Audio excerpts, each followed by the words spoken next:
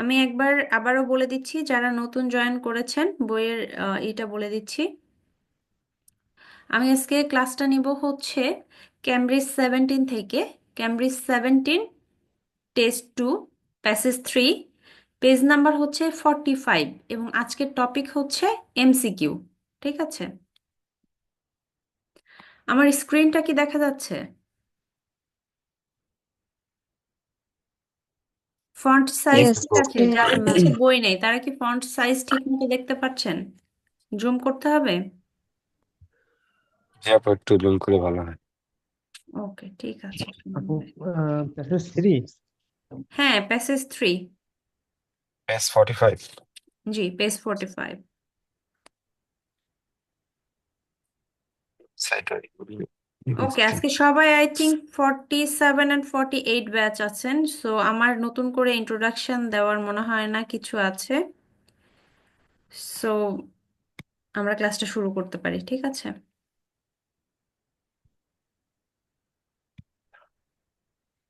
আচ্ছা, প্রথমে আসি এমসিকিউ কি। হ্যাঁ, এমসিকিউ হচ্ছে আইএলটিএস রিডিং এর one of the toughest question আমি বলবো, কারণ হচ্ছে এমসিকিউটা অনেক কনফিউজিং থাকে। এমসিকিউটা সলভ করতে গেলে যদি 5টা এমসিকিউ থাকে তার মধ্যে 2টা অথবা একটা এমন থাকে খুবই ক্রিটিক্যাল থাকে, যেটা মনে করেন যে 2টা অপশনের মধ্যে অনেক কনফিউজড করে ফেলে, আমাদেরকে অনেক কনফিউজড করে দেয়। ঠিক আছে, সো এমসিকিউটা কি? এমসিকিউ হচ্ছে multiple choice question. Multiple choice question কি? আমরা আগে ওই যে নৈর্ব্যক্তিক পড়ছি না বাংলায়, বা আমরা চাকরির এক্সাম যারা দিছি বাংলাদেশে সরকারি চাকরির এক্সাম, এমসিকিউ যেটা আসে নৈর্ব্যক্তিক, 4টা অপশন থাকে, 4টা অপশনের মধ্যে একটা কারেক্ট অপশন। আচ্ছা, সবাই আমরা একটু মিউট করে রাখবো, ঠিক আছে? আমি আমার এন্ড থেকে গতকালকেও বলেছি, আজকেও বলছি, আমার এন্ড থেকে মিউট করে না। কারণ হচ্ছে আমি যদি মিউট করে রাখি ক্লাসের পার্টিসিপেশনটা আমি নিতে পারবো না। ওকে, সবাই মাইক্রোফোনটা মিউট করে রাখবো এবং একটু পরপর চেক করব আমাদের মাইক্রোফোনটা মিউট আছে কিনা। আচ্ছা, সো আমাদের এরকম 4টা অপশন দেওয়া থাকবে। 4টা অপশনের মধ্যে থেকে আমাদেরকে একটা কারেক্ট অ্যান্সার চুজ করতে হবে, ঠিক আছে? এখন আসি এমসিকিউটা আমরা কিভাবে সলভ করব। আমরা কি এমসিকিউ এর অপশনগুলো, কোশ্চেন পড়ার পরে অপশনগুলো পড়ে কি তারপরে প্যাসেজে যাব, নাকি শুধু কোশ্চেন পড়ে প্যাসেজে যাব, কোনটা করব? এক্ষেত্রে আমি বলবো আমরা কখনোই এমসিকিউ এর ক্ষেত্রে অপশন পড়বো না, ঠিক আছে? কখনোই আমরা অপশনের দিকে যাব না। কেন যাব না? দেখেন, আমি যদি এটারই একটা বলি, এক্সাম্পল দেই, the purpose of the first paragraph is to, ঠিক আছে? প্রথম প্যারাগ্রাফের উদ্দেশ্যটা কি, তাই না? এখন প্রথম প্যারাগ্রাফের উদ্দেশ্য দেখেন, 4টা দেওয়া আছে: defend particular ideas, compare certain beliefs, disprove a widely held view, outline a common assumption. 4টা দেখেন, কোনোটা বলছে ডিফেন্ড, কোনোটা বলছে কম্পেয়ার, কোনোটা বলছে ডিসপ্রুভ, কোনোটা বলছে আউটলাইন এ কমন অ্যাজাম্পশন। ওকে, এখন আমি 4টা আইডিয়া নিলাম। 4টা, এখানে আমাদের এমসিকিউ কয়টা আছে দেখেন তো? এমসিকিউ আছে 5টা, তাই না? 5টা এমসিকিউ এর এই যে 5, 4 5 20, 20টা বা 20টা হচ্ছে আমার আইডিয়া। আমি নিচ্ছি 20টা আইডিয়া নিচ্ছি, বা একটা এমসিকিউ এর 4টা আইডিয়া নিয়ে আমি একটা প্যারাগ্রাফে যাচ্ছি। প্যারাগ্রাফ পড়ে এসে কিন্তু আমাকে আবার অপশনগুলো পড়তে হবে। আমি যে 4টা অপশন নিচ্ছি নিয়ে প্যারাগ্রাফে যাচ্ছি, প্যারাগ্রাফ থেকে পড়ে আমি যদি যখন আবার কোশ্চেনে ব্যাক করতেছি, আবার ওই 4টা অপশনই পড়তেছি, তার মানে কি আমার ব্রেন তখন অটোমেটিক্যালি কনফিউজড হয়ে যাবে যে কেন আমি এটা করছি, বা আমি আমার কোন অপশনটা হতে পারে। আমার ব্রেনে তখন অনেক ইনফরমেশন চলে আসবে, একটা গার্বেজ তৈরি হবে। আমাদের সব সময় আমাদের ব্রেনকে রিল্যাক্স রাখতে হবে। যত প্রিসাইসলি আমরা ইনফরমেশন নিতে পারবো, যত কম তথ্যের মধ্যে আমরা আমাদের অ্যান্সারটা আইডেন্টিফাই করতে পারবো, আমরা তত ভালো এক্সাম দিতে পারবো, তত কম সময়ে আমরা এক্সামটা দিতে পারবো। দ্যাটস ওয়াই আমরা কখনোই অপশন পড়বো না, এই অপশনগুলো আমরা কখনোই পড়বো না। আমরা প্রথমে কোশ্চেন পড়বো, এরপরে আমরা প্যারাগ্রাফে যাব, দেন আমরা এসে অপশনগুলো থেকে আমাদের কারেক্ট অ্যান্সারটা আইডেন্টিফাই করব। সেকেন্ড যে টিপসটা সেটা হচ্ছে, প্রথমে আমরা কি করি, কোশ্চেন পড়লাম, তারপরে প্যারাগ্রাফে গেলাম, প্যারাগ্রাফ থেকে আমরা আমাদের ইনফরমেশনটা সার্চ করলাম, সার্চ করে তারপরে আমরা এসে যেটা করি, প্রথমে কারেক্ট অ্যান্সারটা বের করার চেষ্টা করি। 4টা অপশন যখন আমরা পড়ি, আমরা আগে চেষ্টা করি আমাদের কারেক্ট অ্যান্সার কোনটা সেটা বের করার।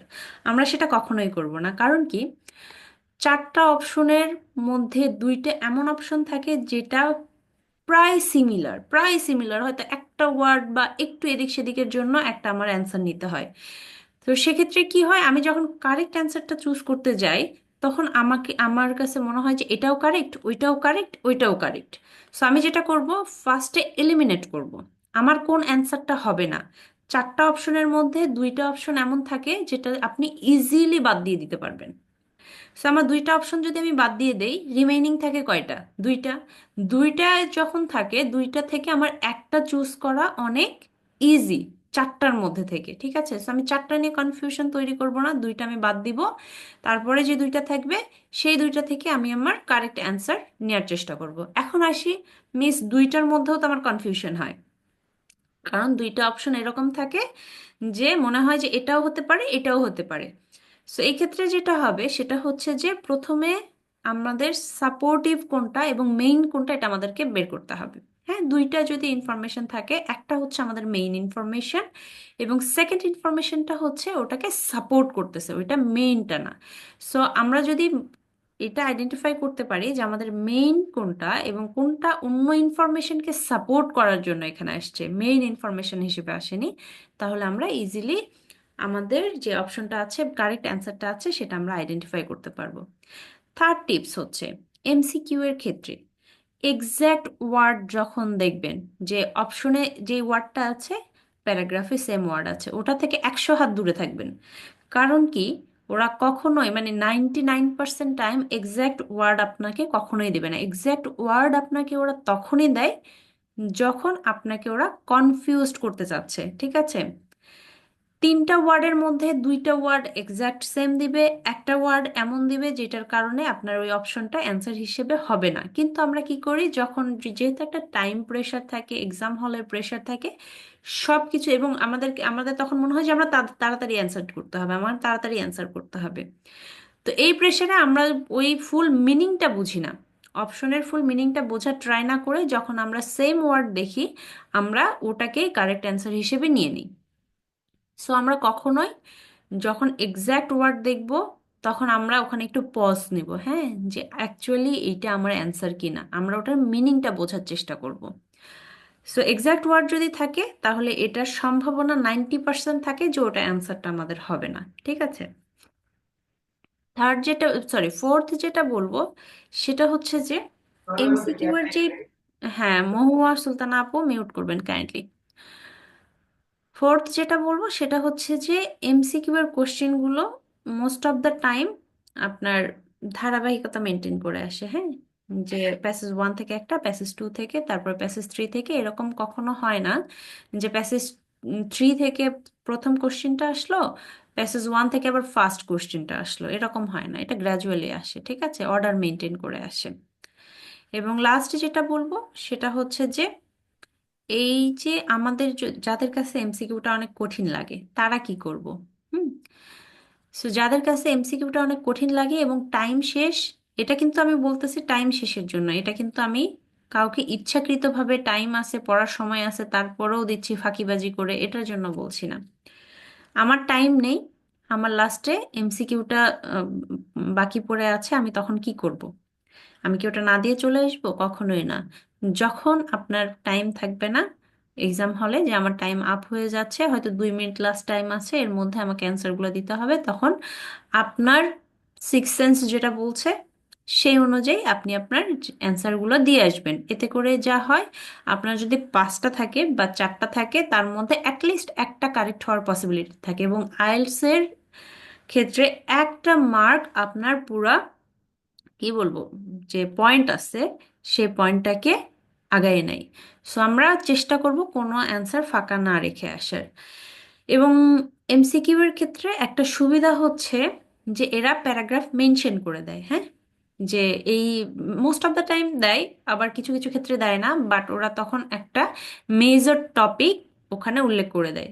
সাপোজ কোন একটা এক্সাম্পল, যে এক্সাম্পলটা প্যারাগ্রাফে কেন বলা হয়েছে, বা কোনো একটা কাউকে কোনো কিছু সাজেস্ট করতেছে, এইটাই। সো এই এই দিক থেকে আমাদের সুবিধা আছে যে যদি 5টা দেয়, 5টার মধ্যে 2টা অথবা 3টা আমরা জানি যে কোন প্যারাগ্রাফে থেকে এটা দেওয়া হয়েছে। এখন আসি আমরা যখন আমরা সবসময় বলি রিডিং হচ্ছে আমাদের কি করতে হবে, টাইম সেভ করতে হবে।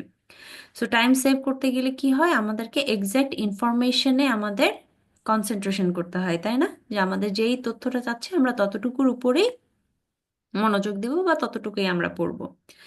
বাট এমসিকিউ এর ক্ষেত্রে এই যে দেখেন ফার্স্ট যে প্রশ্নটা সেটাই বলেছে, the purpose of the first paragraph is to, যখন বলবে যে প্রথম প্যারাগ্রাফের মেইন উদ্দেশ্যটা কি বা প্রথম প্যারাগ্রাফ থেকে রাইটার কি বোঝাতে চাচ্ছে, যখন ফুল প্যারাগ্রাফ নিয়ে আসবে তখন আমাদেরকে পুরো প্যারাগ্রাফটাই পড়তে হবে। এবং পুরো প্যারাগ্রাফটা তাহলে আমরা কিভাবে পড়বো?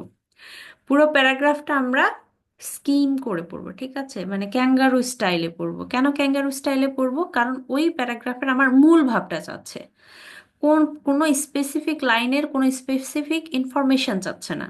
আমার কি চাচ্ছে, পুরো জিসটা চাচ্ছে। আগে আমরা ওই যে সারাংশ পড়ছি না, ভাব সম্প্রসারণ সারাংশ, তো সারাংশের মতো যে পুরা আমার প্যারাগ্রাফটা থেকে দুইটা লাইনে কি মূল ভাবটা ওটা প্রকাশ, মানে মেইন পারপাসটা কি, আমি যে একটা প্যারাগ্রাফ বললাম এটার একটা মেইন উদ্দেশ্যটা কি, এটা আমাকে বের করে নিয়ে আসতে হবে। সেই ক্ষেত্রে আমাকে লাইন বাই লাইন প্রত্যেকটা লাইন কি বলতেছে, কোন ওয়ার্ড কি বলতেছে, এতটা মাথা ঘামাইতে হবে না, ঠিক আছে? আমরা অনেক সময় এরকম হয় না যে আমরা দুইটা তিনটা ওয়ার্ড জানি না, বাট আমরা একটা প্যারাগ্রাফ পড়লাম, বাট আমরা বলতে পারি যে হ্যাঁ প্যারাগ্রাফটা কি বোঝাতে চাচ্ছে বা কি বলতে চাচ্ছে।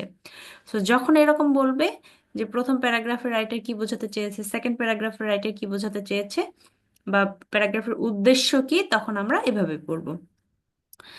সেকেন্ড থিং হচ্ছে যখন বলবে যে যেমন এই এক্সাম্পলটা কেন বলেছে, হুম, একটা এক্সাম্পল দিয়ে বললো যে রাইটার এই এক্সাম্পলটা পার্টিকুলার এই এক্সাম্পলটা কেন বলেছে, ওই ক্ষেত্রে প্রথমে আমরা এক্সাম্পলটা দেখবো যে এক্সাম্পলটা কোন ভিত্তিতে ওরা বলেছে, এক্সাম্পলটা কি, কোন টপিকের জন্য ওরা এক্সাম্পলটা নিয়ে আসছে, এবং এক্সাম্পলটা দেওয়ার পরে ওরা একটা লাইনে এক্সাম্পলটা কেন দিয়েছে এটা একটা বলার চেষ্টা করে, ঠিক আছে? ডিরেক্ট বলে না যে এক্সাম্পলটা এই কারণে দিছি, বাট একটা এক্সাম্পল দিল।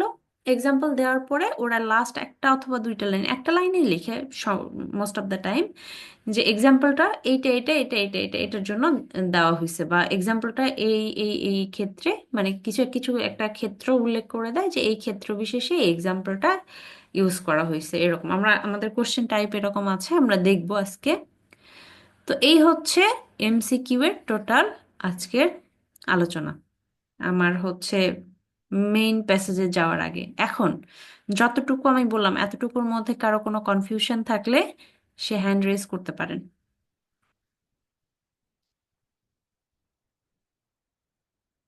মহুয়া সুলতানা আপু বলেন।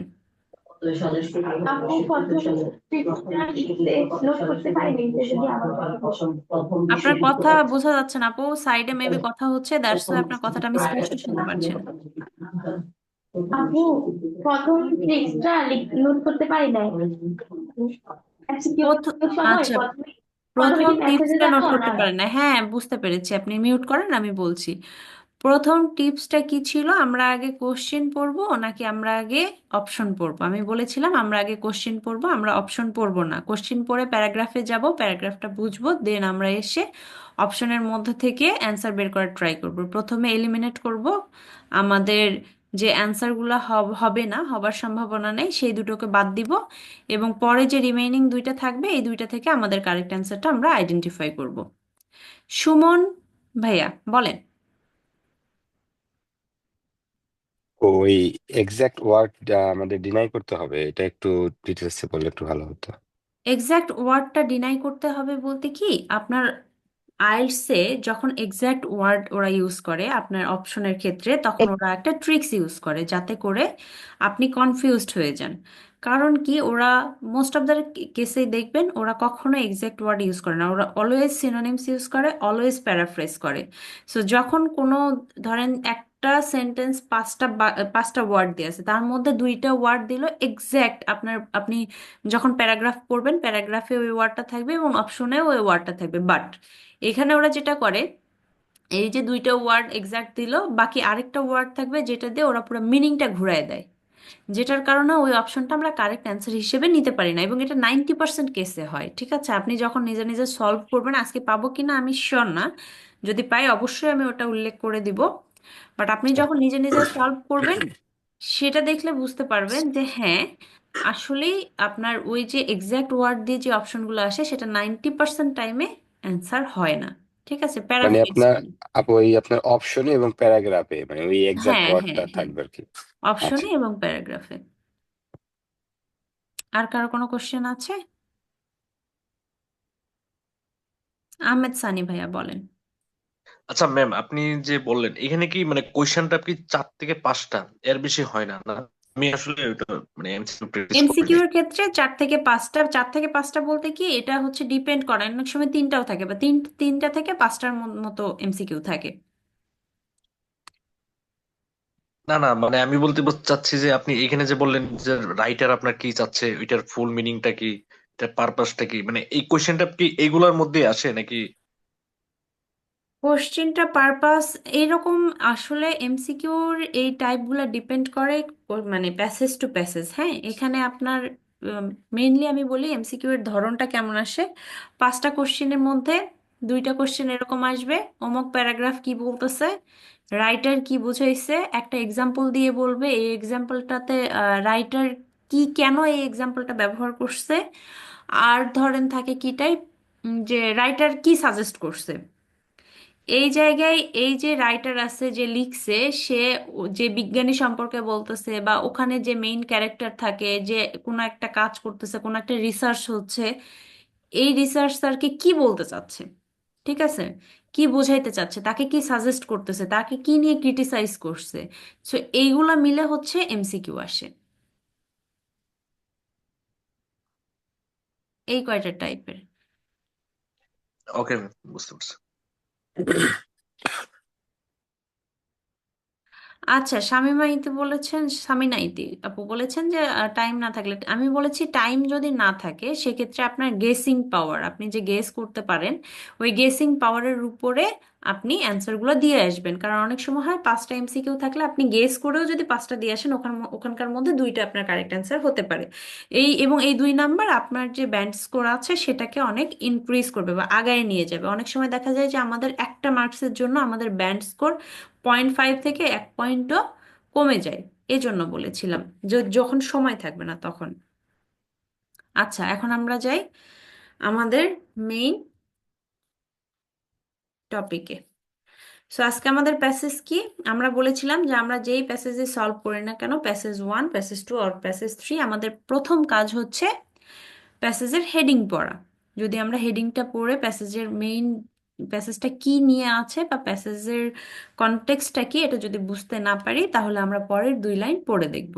ঠিক আছে, সো প্যাসেজটা কি বলছে, ইনসাইট অর ইভলিউশন। ইনসাইট বলতে আমরা কি বুঝি, ইনসাইট হচ্ছে অন্তর্দৃষ্টি। যদি আমি বাংলায় বলি অন্তর্দৃষ্টি, অন্তর্দৃষ্টিটা হচ্ছে এরকম যে একটা কোনো কিছু যার মধ্যে অন্তর্নিহিত যে গুণটা আছে বা অন্তর্নিহিত যে কি বলবো ওটা, অন্তর্নিহিত যেই ক্যাপাবিলিটিস আছে সেগুলো আমরা দেখতে পারি বা বুঝতে পারি। ঠিক আছে, এটাকে বলা হচ্ছে ইনসাইট। এবং ইভলিউশনটা কি, ইভলিউশনটা হচ্ছে বিবর্তন। আমরা যে বলি যে কালের বিবর্তনে এটা হয়েছে, কালের বিবর্তনে ওইটা হয়েছে। সো এটা ইভলিউশনটা হচ্ছে বিবর্তন, যুগের পর যুগ কোনো একটা কিছু পরিবর্তন হতে হতে এখন যে একটা পর্যায়ে আছে সেটাকেই বলা হয় যে বিবর্তন, কালের বিবর্তন। সো ইভলিউশনটা হচ্ছে বিবর্তন।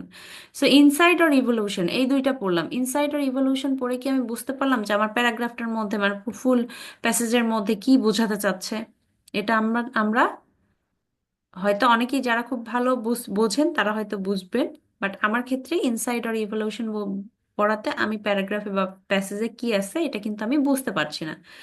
সো দেন আমি কি করব, আমার এই যে এখান থেকে এটা পড়বো, এটা পড়েও যদি না বুঝতে পারি এখান থেকে 2টা লাইন পড়বো। আচ্ছা, পরে কি বলছে দেখি, টু সায়েন্টিস্ট, 2জন বিজ্ঞানী, কনসিডার মানে আমলে নেওয়া বা কনসিডার করা, দ্য অরিজিনস উৎপত্তি বা শুরু কোনো কিছুর, অফ ডিসকভারিজ কিসের অরিজিন, কোনো কিছু আবিষ্কারের উৎপত্তি বা কোনো কিছু আবিষ্কারের শুরু, অ্যান্ড আদার ইনোভেটিভ বিহেভিয়ার, এবং অন্যান্য অন্যান্য যে উদ্ভাবনীমূলক আচরণ রয়েছে সেগুলা কি করেছে, আমলে নিয়েছে 2জন বিজ্ঞানী। রজত রয়, হ্যাঁ বলেন, কোনো প্রবলেম হয়েছে? কিছু একটু আগে জয়েন করছি তো আমি আসলে বুঝতে পারতেছি না কোথা আচ্ছা থেকে ঠিক কোশ্চেন আছে, আজকের বলবেন। টপিক হচ্ছে এমসিকিউ।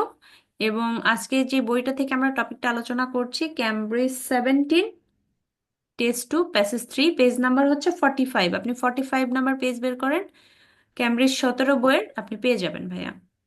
ওকে ম্যাম। ওকে।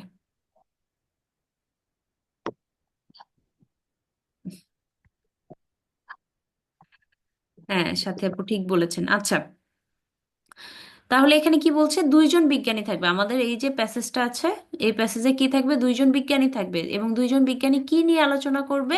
ডিসকভারিজ নিয়ে। ঠিক আছে, কি সে কনসিডার করছে, আমলে নিছে বা কনসিডার করছে, কি কনসিডার করছে? দ্য অরিজিন, উৎপত্তি বা শুরুটা কোথায়, কিসের শুরুটা কোথায়? ডিসকভারি, কোনো কিছু আবিষ্কারের শুরু কোথায়। শুধু আবিষ্কারের শুরুই না, এবং আদার ইনোভেটিভ বিহেভিয়ার, এই যে উদ্ভাবনীমূলক আচরণ আছে, যে কোথা থেকে একটা জিনিস আবিষ্কার হলো, বা কোন মানুষের, আমরা যখন কোনো কিছু আবিষ্কার করতে যাই তখন আমাদের বিহেভিয়ারটা কেমন হয়, বা যারা আবিষ্কার করে তাদের বিহেভিয়ারটা কেমন হয়, এইটা নিয়ে আমাদের ফুল প্যাসেজটাতে আলোচনা করা হবে।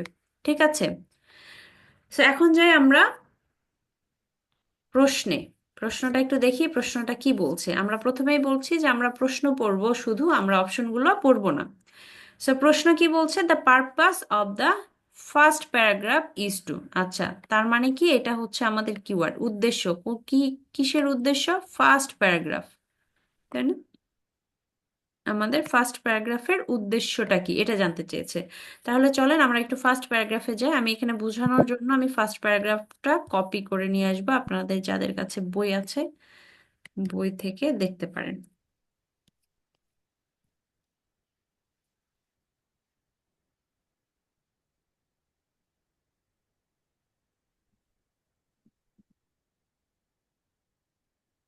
আচ্ছা, আমরা একটু ফার্স্ট প্যারাগ্রাফটা পড়ে দেখি।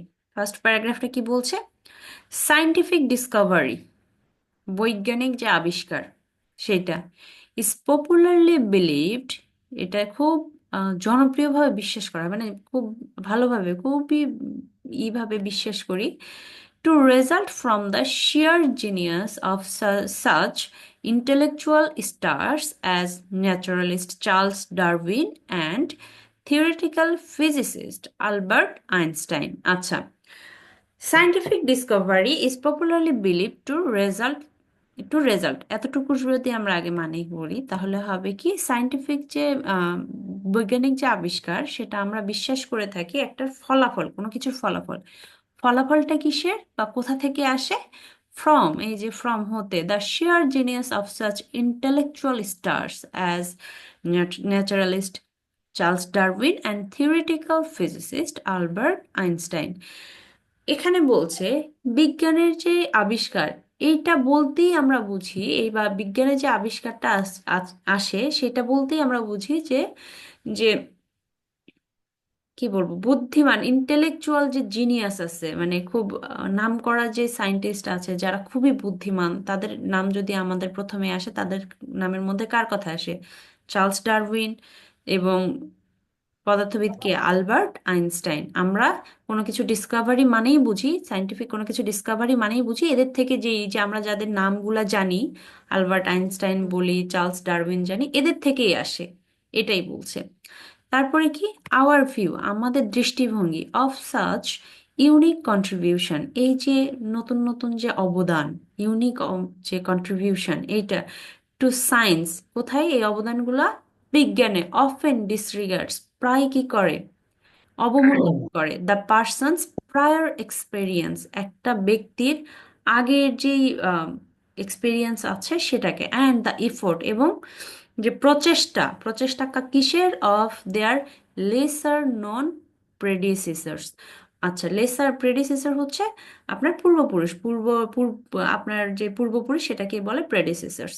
তাহলে আমরা কি করি? ডিসরিগার্ড করি। কি ডিসরিগার্ড করি? প্রথমত একজন মানুষের আগের যে এক্সপিরিয়েন্স আছে সেটাকে, এবং দ্বিতীয়ত হচ্ছে মানুষ যে প্রচেষ্টা, কাদের প্রচেষ্টা? যাদের কথা আমরা জানি না, লেসার নন, বা খুব কম জানি, প্রেডিসেসর, যে খুব কম জানি এমন পূর্বপুরুষদের যে প্রচেষ্টা আছে সেটাকে আমরা কি করি? অবমূল্যায়ন করি। এই যে আমাদের এই যে প্রথম লাইনে যেটা বললো, যে আমরা কোনো কিছু ডিসকভারি বলতেই যে পপুলার নাম, পপুলার সায়েন্টিস্ট, তাদের নামকেই বোঝায়। এবং এই যে আমাদের এই ভিউটা, আমাদের এই দৃষ্টিভঙ্গিটা, এই দৃষ্টিভঙ্গির জন্য আমাদের এর বাইরেও যারা কাজ করছে তাদেরকে আমরা কি করি, অবমূল্যায়ন করি, তাদের এক্সপিরিয়েন্সকে আমরা অবমূল্যায়ন করি। এরপরে কি বলছে, কনভেনশনাল উইজডম, প্রচলিত যে ধারণা, সেটা অলসো প্লেসেস গ্রেট ওয়েট, মানে এটা প্রচলিত ধারণাটাও অনেক বড় একটা জায়গা করে নিয়েছে on insight in promoting breakthrough scientific achievement. মানে প্রচলিত যে ধারণাটা আছে এটাও একটা খুব বড় জায়গা করে নিয়েছে কি করতে, প্রমোট করতে। কিসের প্রমোট? সায়েন্টিফিক যে বড় বড় অ্যাচিভমেন্টগুলো আছে সেগুলো প্রমোট করতে। অ্যাজ ইফ, যেন, ideas spontaneously pop into someone's head, যেন যে এই যে আইডিয়াগুলো এটা হঠাৎ করেই কারো মাথায় আসছে। ফুললি ফর্মড অ্যান্ড ফাংশনাল, যে পুরোপুরি তৈরি ছিল এবং পুরোপুরি ফাংশনাল। কিন্তু একটা জিনিস ডিসকভারের আগে বা আগে যে অনেক এক্সপিরিয়েন্স থাকে, অনেক এক্সপেরিমেন্ট থাকে, এটা না ভেবে আমরা কি মনে করি যে এই প্রচলিত ধারণা অনুযায়ী, প্রচলিত ধারণা কোনটা ছিল, ওই যে যে ডিসকভারি, কোনো কিছু আবিষ্কার মানেই আইনস্টাইন হতে হবে, কোনো কিছু আবিষ্কার মানেই ডারউইন হতে হবে, কোনো কিছু আবিষ্কার মানেই নিউটন হতে হবে। সো এই যে চিন্তাটা, এটার জন্য আমরা কি করি, বড় বড় যে সায়েন্টিফিক অ্যাচিভমেন্টগুলো আছে, ব্রেক থ্রুগুলো আছে, এটার জন্য আমরা মনে করি যে এই আইডিয়াগুলো হঠাৎ করে, ওই যে নিউটনের মাথায় যেরকম আপেল পড়ার পরে নিউটনের সূত্র আবিষ্কার হয়েছে, হঠাৎ করে আমরা মনে করি যে এরকম ভাবে যে হঠাৎ করে এই আইডিয়া মাথায় আসছে, ফুললি ফর্ম ছিল এবং ফাংশনাল ছিল। এখন যদি আমি বলি যে এই যে পুরো প্যারাগ্রাফটা, এই পুরো প্যারাগ্রাফটাকে আমরা সামারাইজ করে কি বলতে পারি। প্রথম লাইন থেকে আমরা পেয়েছি, আমরা কোনো কিছু যদি ডিসকভার হয় সায়েন্টিফিক, তাহলে মনে করি পপুলার সায়েন্টিস্ট থেকে আসছে। দ্বিতীয় লাইনে বলছে এই ধারণার জন্য আমরা আগের যারা পূর্বপুরুষ ছিল বা এর আগে যারা কাজ করেছে পূর্বের, তাদের এক্সপেরিয়েন্স বা এক্সপেরিমেন্টকে ডিসরিগার্ড করছি। এবং তৃতীয় লাইনে বলছে প্রচলিত ধারণার, এই প্রচলিত যে ধারণা আছে এটার জন্য আমরা মনে করি এই আইডিয়াগুলো এদের মাথায় হঠাৎ করে আসছে, হ্যাঁ, যে ফুলি ফাংশনাল এবং ফর্মড ছিল। এখন আসি আমরা, সরি এখানে তো অ্যান্সার ছিল, আমি নিচের দিকে চলে গেছি। এবার আসি আমরা অ্যান্সারের ক্ষেত্রে। এখন আমরা অ্যান্সার থেকে কি করব, এই যে অপশনগুলো থেকে প্রথমে কি বলেছিলাম, বাদ দিব। হ্যাঁ, প্রথমে আমরা কিন্তু কোনো কারেক্ট অ্যান্সার চুজ করব না। প্রথমে আমার যেটা মনে হবে, যেটা হবে না, সেটাকে আমি বাদ দিব। কিভাবে বাদ দিব দেখেন, প্রথমে ডিফেন্ড করছে পার্টিকুলার আইডিয়াস, কোন একটা নির্দিষ্ট আইডিয়াকে কি করছে, ডিফেন্ড করছে। আচ্ছা, ডিফেন্ড করা মানে কি বলেন তো? প্রতিষ্ঠিত করা। আচ্ছা, ডিফেন্ড মানে প্রতিষ্ঠিত করা, ডিফেন্ড মানে হচ্ছে কাউকে কি করা। আমি বলবো, মহুয়া সুলতান আপু কাইন্ডলি করবেন। হ্যাঁ, ডিফেন্ড মানে কাউকে প্রোটেক্ট করা, কোনো কিছুকে আমি তুমি একজন একটা কথা বলতেছে, আমি তার আগে যে দাঁড়াইছি, আমি ডিফেন্ড করতেছি, কোনো কিছুকে একটা প্রোটেক্ট করতেছি বা প্রোটেস্ট করতেছি। হ্যাঁ, ডিসপ্রুভ করা, সরি তারপরে আসছে কি, কম্পেয়ার করা, কোনো কিছুকে তুলনা করা, সার্টেন বিলিফস, কিছু কিছু নীতি আছে, কোনো কিছু কিছু বিশ্বাস আছে, বিশ্বাস না, বিলিফস বলতে এখানে নীতিই বোঝাচ্ছে বা ধারণা বোঝাচ্ছে। কিছু কিছু ধারণা আছে যেটাকে আমি কি করছি, কোন, সরি, সার্টেন বিলিফস, কোন একটা নির্দিষ্ট ধারণাকে কি করছি, তুলনা করছি আরেকটা ধারণা দিয়ে। ডিসপ্রুভ, প্রুভেরই কি, disprove a widely held view, একটা ভিউ আছে, দৃষ্টিভঙ্গি আছে, যেটা খুব সবাই জানে, পপুলার, ওয়াইডলি পপুলার বা সবাই জানে, এরকম একটা ভিউকে আমি ডিসপ্রুভ করছি। মানে কি, এটা প্রুফ ছিল, আমি এটাকে অস্বীকার করছি। তারপর কি, outline. Hmm, outline a common assumption, একটা খুব সাধারণ অ্যাজাম্পশন মানে ধারণা, যেটা সবাই জানে, কমন অ্যাজাম্পশন, সেটাকে আমি আউটলাইন করছি, সেটাকে আমি আবারও তুলে ধরতেছি। এখন বলেন, এই যে আমরা এই প্যারাগ্রাফটা পড়লাম, এখানে কি কোনো কিছুকে ডিফেন্ড করছে কেউ? বলেন তো, প্রোটেস্ট করছে বা কোনো কিছু ডিফেন্ড করছে? কোনো লাইনে আমরা ডিফেন্ড, প্রোটেস্ট এই ধরনের কোনো কিছু পেয়েছি? না। তাহলে কি আমরা এটাকে বাদ দিব? হ্যাঁ। আচ্ছা, আমরা এটাকে বাদ দিয়ে দিলাম, এটা আমাদের জি হবে ম্যাম। না। আমরা এই প্যারাগ্রাফে কোনো কিছু কম্প্যারিজন পেয়েছি? বলেন তো। না ম্যাম। হলো না। যে না। আগে হলো এটা না। বিশ্বাস করতাম এখন এটা বিশ্বাস করি, বা আগে ওরা এটা বিশ্বাস করতো এখন এটা বিশ্বাস করে, এরকম কোনো কিছু পেয়েছি? না না। ম্যাম। কম্প্যারিজন পাইনি। এখন আসি সি বাকি নাম্বার। দুইটা। হ্যাঁ, বাকি দুইটার মধ্যে দেখি তো ডিসপ্রুভ কোনো কিছু কি ডিসপ্রুভ করা হয়েছে, যে আমি কি অস্বীকার হবে? করতেছি বা কোনো কিছু বাদ দিয়ে দিতে পারতেছি। ওয়াইডলি হেল্ড ভিউ একটা খুব ওয়াইডলি হেল্ড ভিউ আছে, সবাই যে জিনিসটাকে মানে বা সবাই যে জিনিসটাকে মানতে চায়, এরকম কোনো একটা ভিউ, এরকম কোনো একটা নীতিকে কি আমরা ডিসপ্রুভ করতেছি? বলেন তো। হ্যাঁ, আগের আগের সিদ্ধান্ত জি গুলোকে। আপু, পূর্বপুরুষদের যে এক্সপিরিয়েন্স গুলো ছিল ওগুলো আমরা ডিসরিগ্রেড তারা করতেছি। যেটাকে মানতো That সেটাকে means আমরা ডিসপ্রুভ করতেছি। সেটাকে আমরা ডিসপ্রুভ করছি। এখানে কোন কথাটার মাধ্যমে ডিসপ্রুভ কথাটা বোঝায় প্যাসেজের মধ্যে, প্যারাগ্রাফের মধ্যে, আমাকে কেউ বলেন তো। ডিসরিগার্ডস। ডিসট্রিগার। কোন লাইনে? Third line. disregards লাইনে often disregards the person's prior. 3 number third লাইনে। থার্ড লাইন অফেন আপু। ডিসরিগার্ডস বলতে আমরা কি বোঝাচ্ছি বলেন? এই লাইনটার মানে কি আমরা বুঝতে পারছি? এই লাইনটার মানে হচ্ছে এরকম যে আমাদের যে এখন এই যে দৃষ্টিভঙ্গিটা আছে, যে কোনো কিছু আবিষ্কার হলেই সেটা পপুলার কোনো সায়েন্টিস্ট থেকে আসতেছে, এই যে ভিউটা, এই ভিউটা ডিসরিগার্ড করে, মানে অবমূল্যায়ন করে, প্রায় অফেন অবমূল্যায়ন করে, মানে প্রায় অবমূল্যায়ন করে কাকে? এই যে আবিষ্কারের পেছনে যারা ছিল তাদেরকে অবমূল্যায়ন করে। এখানে কি ওয়াইডলি হেল্ড ভিউ, মানে সবাই একটা নীতিকে মেনে চলে, এরকম কোনো নীতিকে অবমূল্যায়ন করছে? এই যে বললাম না, এই দুইটার মধ্যে আপনাদের অনেক বেশি আহ, কি বলবো, কনফিউশন তৈরি হবে, ঠিক আছে? সো ঠিক আছে, এই লাইনটার মানে আগে বোঝেন। আওয়ার ভিউ, আমাদের দৃষ্টিভঙ্গি, আমাদের দৃষ্টিভঙ্গি করতেছে কি বলে, অবমূল্যায়ন করতেছে, ডিসপ্রুভ করতেছে না। একটা জিনিস প্রুভ ডিসপ্রুভ আলাদা, ডিসরিগার্ডস আলাদা। অবমূল্যায়ন, আমি মূল্যায়ন করছি না, এবং ডিসপ্রুভ একটা প্রমাণ করা জিনিস আছে সেটাকে আমি ডিসপ্রুভ করছি, হ্যাঁ সেটাকে আমি মিথ্যা বলতেছি, এরকম কিছু। এটা এই দুইটা মানে কি একই হয়? No ma'am. আচ্ছা, এইটা রাখি, হ্যাঁ এইটা রাখি, এইটা ওকে ফাইন। আমার তারপরেও মনে হতে পারে ঠিক আছে, এটা আমি নেক্সট অপশনে তখন যাব।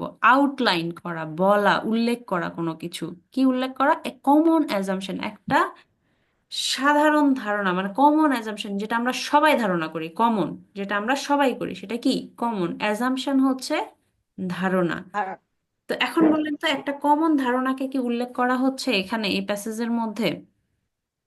জি ম্যাম। জি ম্যাম ম্যাম। 2 number sir. পূর্বপুরুষরা জি ম্যাম, প্রথম লাইনে। করছে, আমরা এই জিনিসটাকে এখানে কমন অ্যাজাম্পশন হিসেবে ধরতে পারি, এটাই মনে হচ্ছে। কমন অ্যাজাম্পশন দেখেন, কমন অ্যাজাম্পশন কি, পুরা ইটা যদি আমি পুরা প্যারাগ্রাফের সামারিটা যখন আমি বলেছি তখনই কিন্তু এই কথাটা আসছে যে আমাদের একটা কমন ধারণা আছে। কি কমন ধারণা? কি বৈজ্ঞানিক কোনো আবিষ্কার মানে সেটা পপুলার কোনো সায়েন্টিস্ট থেকে আসছে, তাই না? এবং এই যে একটা কমন আমাদের ধারণা, বা এই যে আমাদের একটা প্রচলিত ধারণা, প্রচলিত ধারণাও কি one kind of common assumption না, যেটা সবাই বিশ্বাস করে বা জি সবাই আপু। মানতে চায়, এরকম একটা অ্যাজাম্পশন, এরকম একটা ধারণা, যে প্রচলিত এই ধারণার জন্য এই যে দেখেন কনভেনশনাল উইজডম, এইটা কিন্তু এই কমন অ্যাজাম্পশনের ওয়ান কাইন্ড অফ সিনোনিমসও বলতে পারেন বা প্যারাফ্রেজিংও বলতে পারি আমরা। কনভেনশনাল উইজডম, কমন অ্যাজাম্পশন, প্রচলিত ধারণা, এবং আমাদের কি বলছে, কমন একটা ধারণা, প্রচলিত ধারণা, উইজডম, প্রচলিত যে চিন্তা ভাবনা সেটা, এবং কমন অ্যাজাম্পশন, এই যে আউটলাইন এ কমন অ্যাজাম্পশন। এবং অ্যাজাম্পশনটা কি, কোনো কিছু যদি পপুলার কোনো কিছু হয়, সরি কোনো কিছু ডিসকভার যদি হয়, ইনোভেশন যদি কোনো কিছু হয়, সেটা পপুলার বা জিনিয়াস কারো থেকে আসতেছে। আমরা জিনিয়াসদের বাইরে আমরা খুব কম আছি যারা হচ্ছে চিন্তা করতে পারি যে কমন ম্যানও কোনো কিছু আবিষ্কার করতে পারে বা ডিসকভার করতে পারে। এখন বলেন যে এই দুইটা, এই যে আমি এভাবে বললাম, এইভাবে বলার পর এই দুইটার মধ্যে কার কার কনফিউশন আছে? এখন কার কার কনফিউশন আছে আমি তাদের কথা শুনতে চাচ্ছি।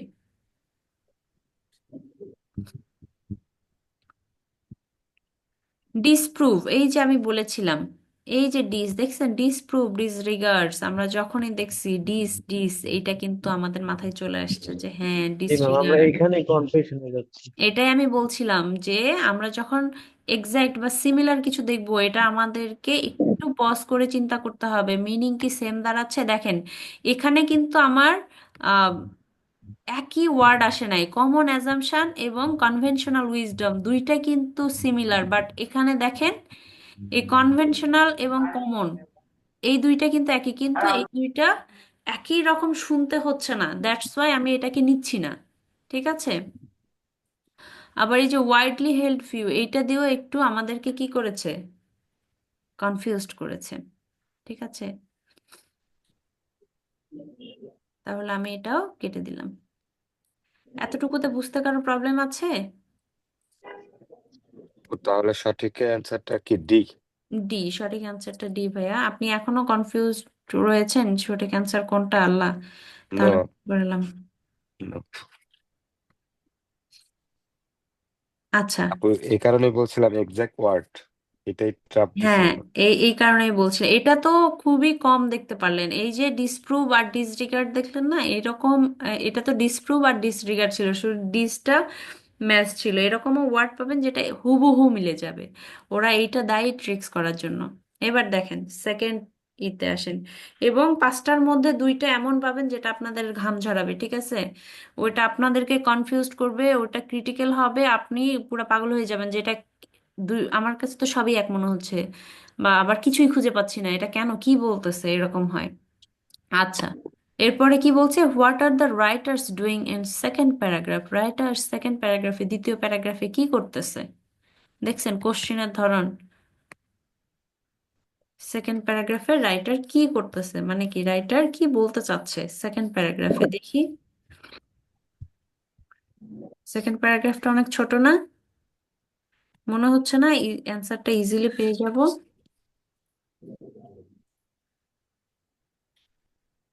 দেখি তো, চলেন আমরা অ্যান্সারটা একটু আইডেন্টিফাই করার চেষ্টা করি।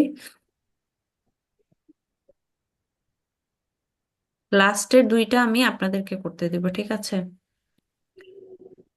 আচ্ছা, কি বলেছে, there may be some limited truth to this view. সেখানে কি আছে, হতে পারে, সেখানে হতে পারে সাম লিমিটেড ট্রুথ, মানে খুবই অল্প সত্যতা আছে।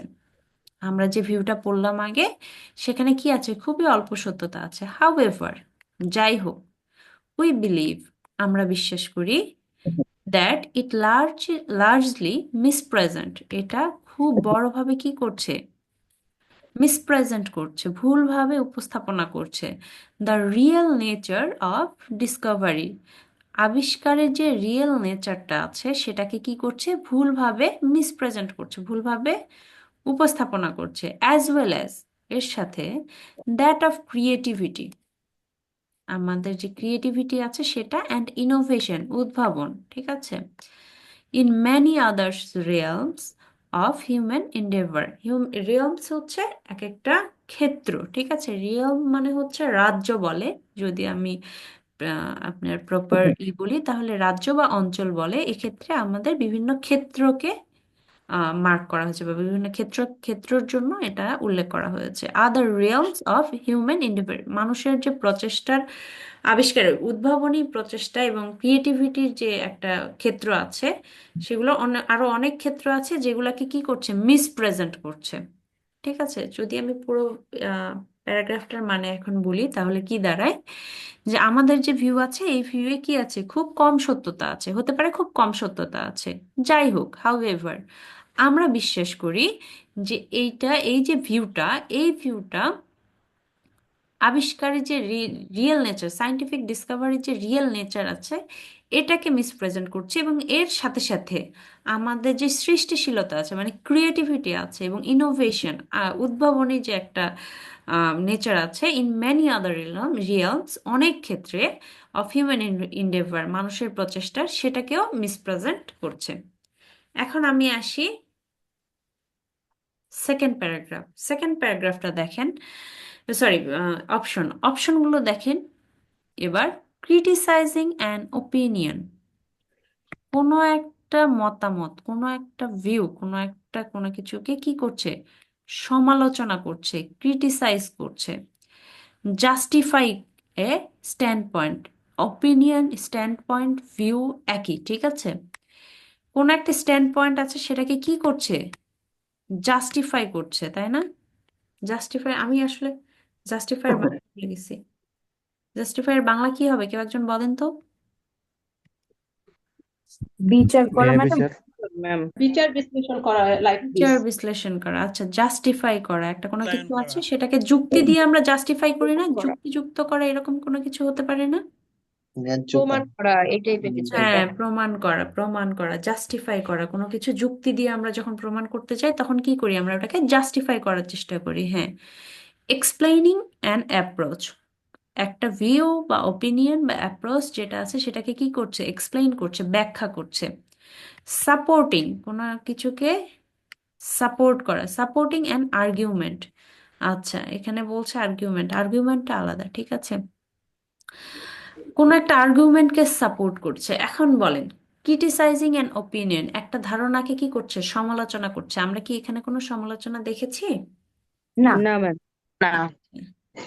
ঠিক আছে, তাহলে কি এটা কেটে দিব? জি ম্যাম। আচ্ছা, শিওর আপনারা সবাই যে এটাকে কেটে দিব? এখানে তো ক্রিটিসাইজ অপিনিয়ন। আচ্ছা করা হয়। এটা কেটে দেন, কেটে দেন। আচ্ছা, ঠিক আছে, কেটে দিলাম। এখন আসি জাস্টিফাই করা, ঠিক আছে। এখানে কোনো কিছু জাস্টিফাই করছে, কোন একটা ওপিনিয়নকে কি জাস্টিফাই করছে? জাস্টিফাই করতে গেলে কিন্তু উপযুক্ত প্রমাণ লাগবে, যুক্তি লাগবে। কোনো কিছুকে কি জাস্টিফাই করছে? আমরা জাস্টিফাই মানে তো এটাই বুঝি না, প্রমাণ করা। তো আমি যখন কোনো কিছুকে প্রমাণ করব, সেখানে আমাকে যুক্তি দেখাইতে হবে। এখানে কি কোনো কিছু জাস্টিফাই করছে? নো না ম্যাম। ম্যাম। আচ্ছা, তাহলে আমরা এটাকে কেটে দিব। এরপরে আসি এক্সপ্লেইনিং অ্যান অ্যাপ্রোচ, কোনো একটা ধারণা, কোনো একটা অ্যাপ্রোচকে ব্যাখ্যা করছে, জি এক্সপ্লেইন ম্যাম। করছে। এটা অ্যান্সার। জি রাখলাম। বলতে পারো। সাপোর্টিং অ্যান আর্গুমেন্ট, কোনো আর্গুমেন্টকে কি সাপোর্ট করছে কোনো ক্ষেত্রে? না ম্যাম। আচ্ছা, তার মানে এটা আমাদের হচ্ছে না। এখন আমরা বলি কে কে সি নিয়ে খুব আহ, ই কি বলবো, কনফিডেন্ট যে সি অ্যান্সার হবে? জি ম্যাম আমি। আচ্ছা, নাদিয়া আক্তার আপু, আর কে কে আছেন? ম্যাডাম এ হবে আনসার, এ।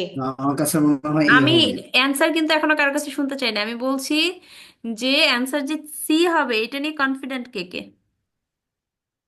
কারণ আমার তাদেরকে দরকার।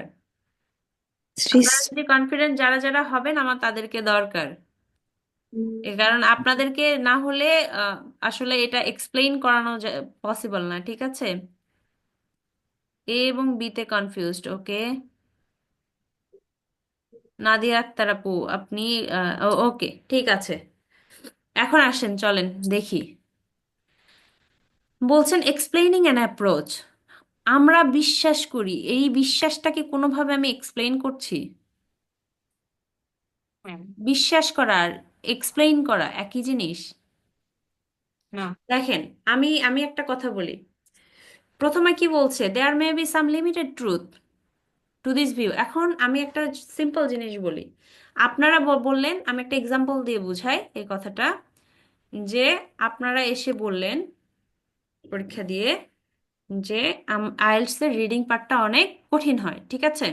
এটা আমাদের সবার একটা কি ভিউ, ধারণা, আইএলটিএস এর রিডিং পার্টটা কঠিন হয়। এখন আমার পালা বলার, ঠিক আছে। আমি বলতেছি এটা পুরোপুরি ঠিক না, রিডিং পার্ট যে কঠিন হয় এটা পুরোপুরি ঠিক না। আমার মনে হয় যে ঠিক আছে, রিডিং পার্ট হয়তো কঠিন হয়, কঠিন হয় না, কিছু কিছু কোশ্চেন টাইপ হয়তো উল্টাপাল্টা করে আসতেছে। আগে হয়তো এমসিকিউ কম আসতো, এখন এমসিকিউ বেশি আসতেছে। কিন্তু আমার কাছে মনে হয় না যে এমসিকিউ, সরি, আপনাদের যে এটা আছে এখন উল্টাপাল্টা করে আসতেছে। সো আমি কোনো মতামত দিচ্ছি না, আমি কোনো যুক্তি দাঁড় করাচ্ছি না, আমি বলতেছি আমার কাছে মনে হয় না যে এখন কঠিন আসতেছে। হতে পারে, আমার মনে হয় যে আগে এমসিকিউ পার্টটা একটু ছিল, কম ছিল, এখন এমসিকিউটা একটু বাড়ায় দিচ্ছে। এখন বলেন তো এটা কি এক্সপ্লেইন করতেছি আমি কোনো কিছু? আপনারা একটা মতামত দিলেন, একটা ভিউ দিলেন, আমি ভিউটা নিয়ে কথা বলতেছি, এটা কি? ম্যাম আচ্ছা, তার আগে বলেন সমালোচনা বলতে আমরা কি বুঝি? যদিও আমরা আমাদের বাঙালি স্টাইলে সমালোচনা বললে ডিরেক্ট নিন্দা করা বুঝে, অমুক খারাপ তমুক খারাপ, ও এটা করছে সে সেটা করছে, এইটাকে বুঝি। বাট যদি আমরা ক্রিটিসাইজিং ক্রিটিসিজম বুঝাই, ক্রিটিসিজম হচ্ছে আপনি একটা কোনো কিছু, কেউ একটা কোনো কিছু আবিষ্কার করছে, সেটার গুণ মধ্যে নিয়ে যেটা বলেন। কিছু লিমিটেশন থাকতে পারে, আমরা যখন সেই লিমিটেশনটাকে নিয়ে আসি সামনে, সেটা হচ্ছে ক্রিটিসিজম। বোঝা গেছে? আপনারা বলতেছেন আইএলটিএস এর, আপনারা এক্সাম দিয়ে আসছেন, ঠিক আছে, যে আইএলটিএস এর রিডিং মডিউলটা কঠিন হয়। হ্যাঁ, আমি এইটা নিয়ে একটু পড়াশোনা করলাম, বা আমি এটা নিয়ে একটু রিসার্চ করলাম, রিসার্চ করার পরে আমি বলতেছি যে এটা পুরোপুরি সত্যি না। এটার মধ্যে হয়তো আগে এই পার্টটা একটু কম আসতো, এখন এই পার্টটা একটু বেশি আসতেছে। তার মানে কি, আপনি একটা কথা বলছেন, একটা ভিউ দিছেন, সেটাকে আমি ক্রিটিসিজম করতেছি, এটা আমি সমালোচনা করতেছি যে না, এটা এরকম না। এটাকে আমি সমালোচনায় নিয়ে আসতে পারি, এক্সপ্লেইন করতে পারি না। আপনি যে এক্সপ্লেইন কোনটা হবে, আমি এখন এক্সপ্লেইনটা বলি। এক্সপ্লেইন কি হবে, যে আপনি এসে বললেন যে রিডিং পার্টটা কঠিন, আমি বললাম হ্যাঁ রিডিং পার্টটা কঠিন। কেন রিডিং পার্ট কঠিন? আগে হচ্ছে আপনার ওয়ার্ডগুলো সহজ আসতো, এখন ওয়ার্ডগুলো কঠিন আসতেছে। আগে পার্ট ওয়ানের প্যাসেজটা ছোট ছিল, এখন পার্ট ওয়ানের প্যাসেজটা বড় আসতেছে। কেন হচ্ছে?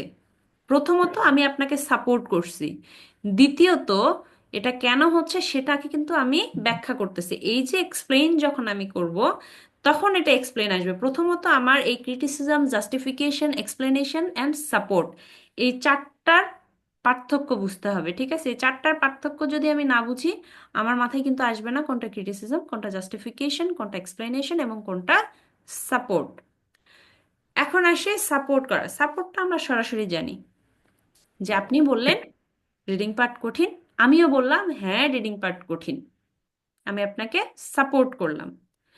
জাস্টিফাই করা হচ্ছে একটা স্ট্যান্ড পয়েন্ট, যে কোনো একটা নীতি, যে কোনো একটা ভিউ যেটা আছে সেটাকে আমি জাস্টিফাই করতে চাচ্ছি। একজন এসে বলল যে আহ, ওই যে আপনারা বললেন যে কি রিডিং পার্টটা অনেক কঠিন হয়, আমি এটাকে যুক্তি দিয়ে যখন জাস্টিফাই করব যে হ্যাঁ অমুকেও পরীক্ষা দিছে, পরীক্ষা দিয়ে অমুকেও এসে বলছে যে হ্যাঁ রিডিং পার্ট কঠিন হয়েছে, বা আমিও মক টেস্ট দিতে গেছি, মক টেস্ট দিয়ে দেখছি যে হ্যাঁ এটার কিন্তু একটা যুক্তি আছে, যেহেতু আমি যে কাজটা করছি এটা একটা যুক্তি না, আরেকজনও করছে এটা একটা যুক্তি না।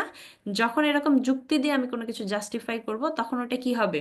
জাস্টিফিকেশন হবে। জি আমি এটা প্রমাণ করার চেষ্টা করতেছি, হ্যাঁ আমিও দিছি, দিয়ে আমি এটা প্রমাণ করার চেষ্টা করতেছি জি ইয়াস রিডিং পার্টটা হার্ড হয়। এখন বলেন এই চারটার মধ্যে কনফিউশন ক্লিয়ার হয়েছে?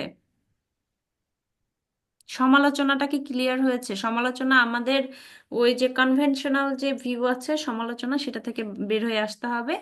এই যে ক্রিটিসিজম, এই ক্রিটিসিজমটা শুরু থেকে চলে আসে সায়েন্টিফিক ক্ষেত্রে। হ্যাঁ, এমন একজন বিজ্ঞানী একটা আবিষ্কার করছে, সেটা নিয়ে পরের বিজ্ঞানী আবার পড়াশোনা করে, রিসার্চ করে, এক্সপেরিমেন্ট করে, করে ওইটার মধ্যে কি কি লিমিটেশনস আছে সে সেটা ক্রিটিসিজম আকারে নিয়ে আসে, এটাকে বলে ক্রিটিসিজম।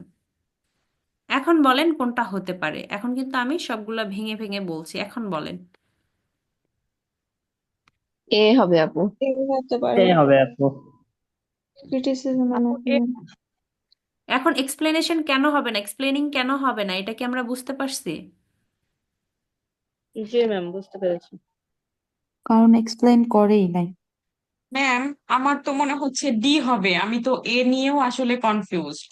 আচ্ছা, এখানে এই আসলে নিয়ে কনফিউজড, এখানে কোনো আর্গুমেন্ট আছে আপু?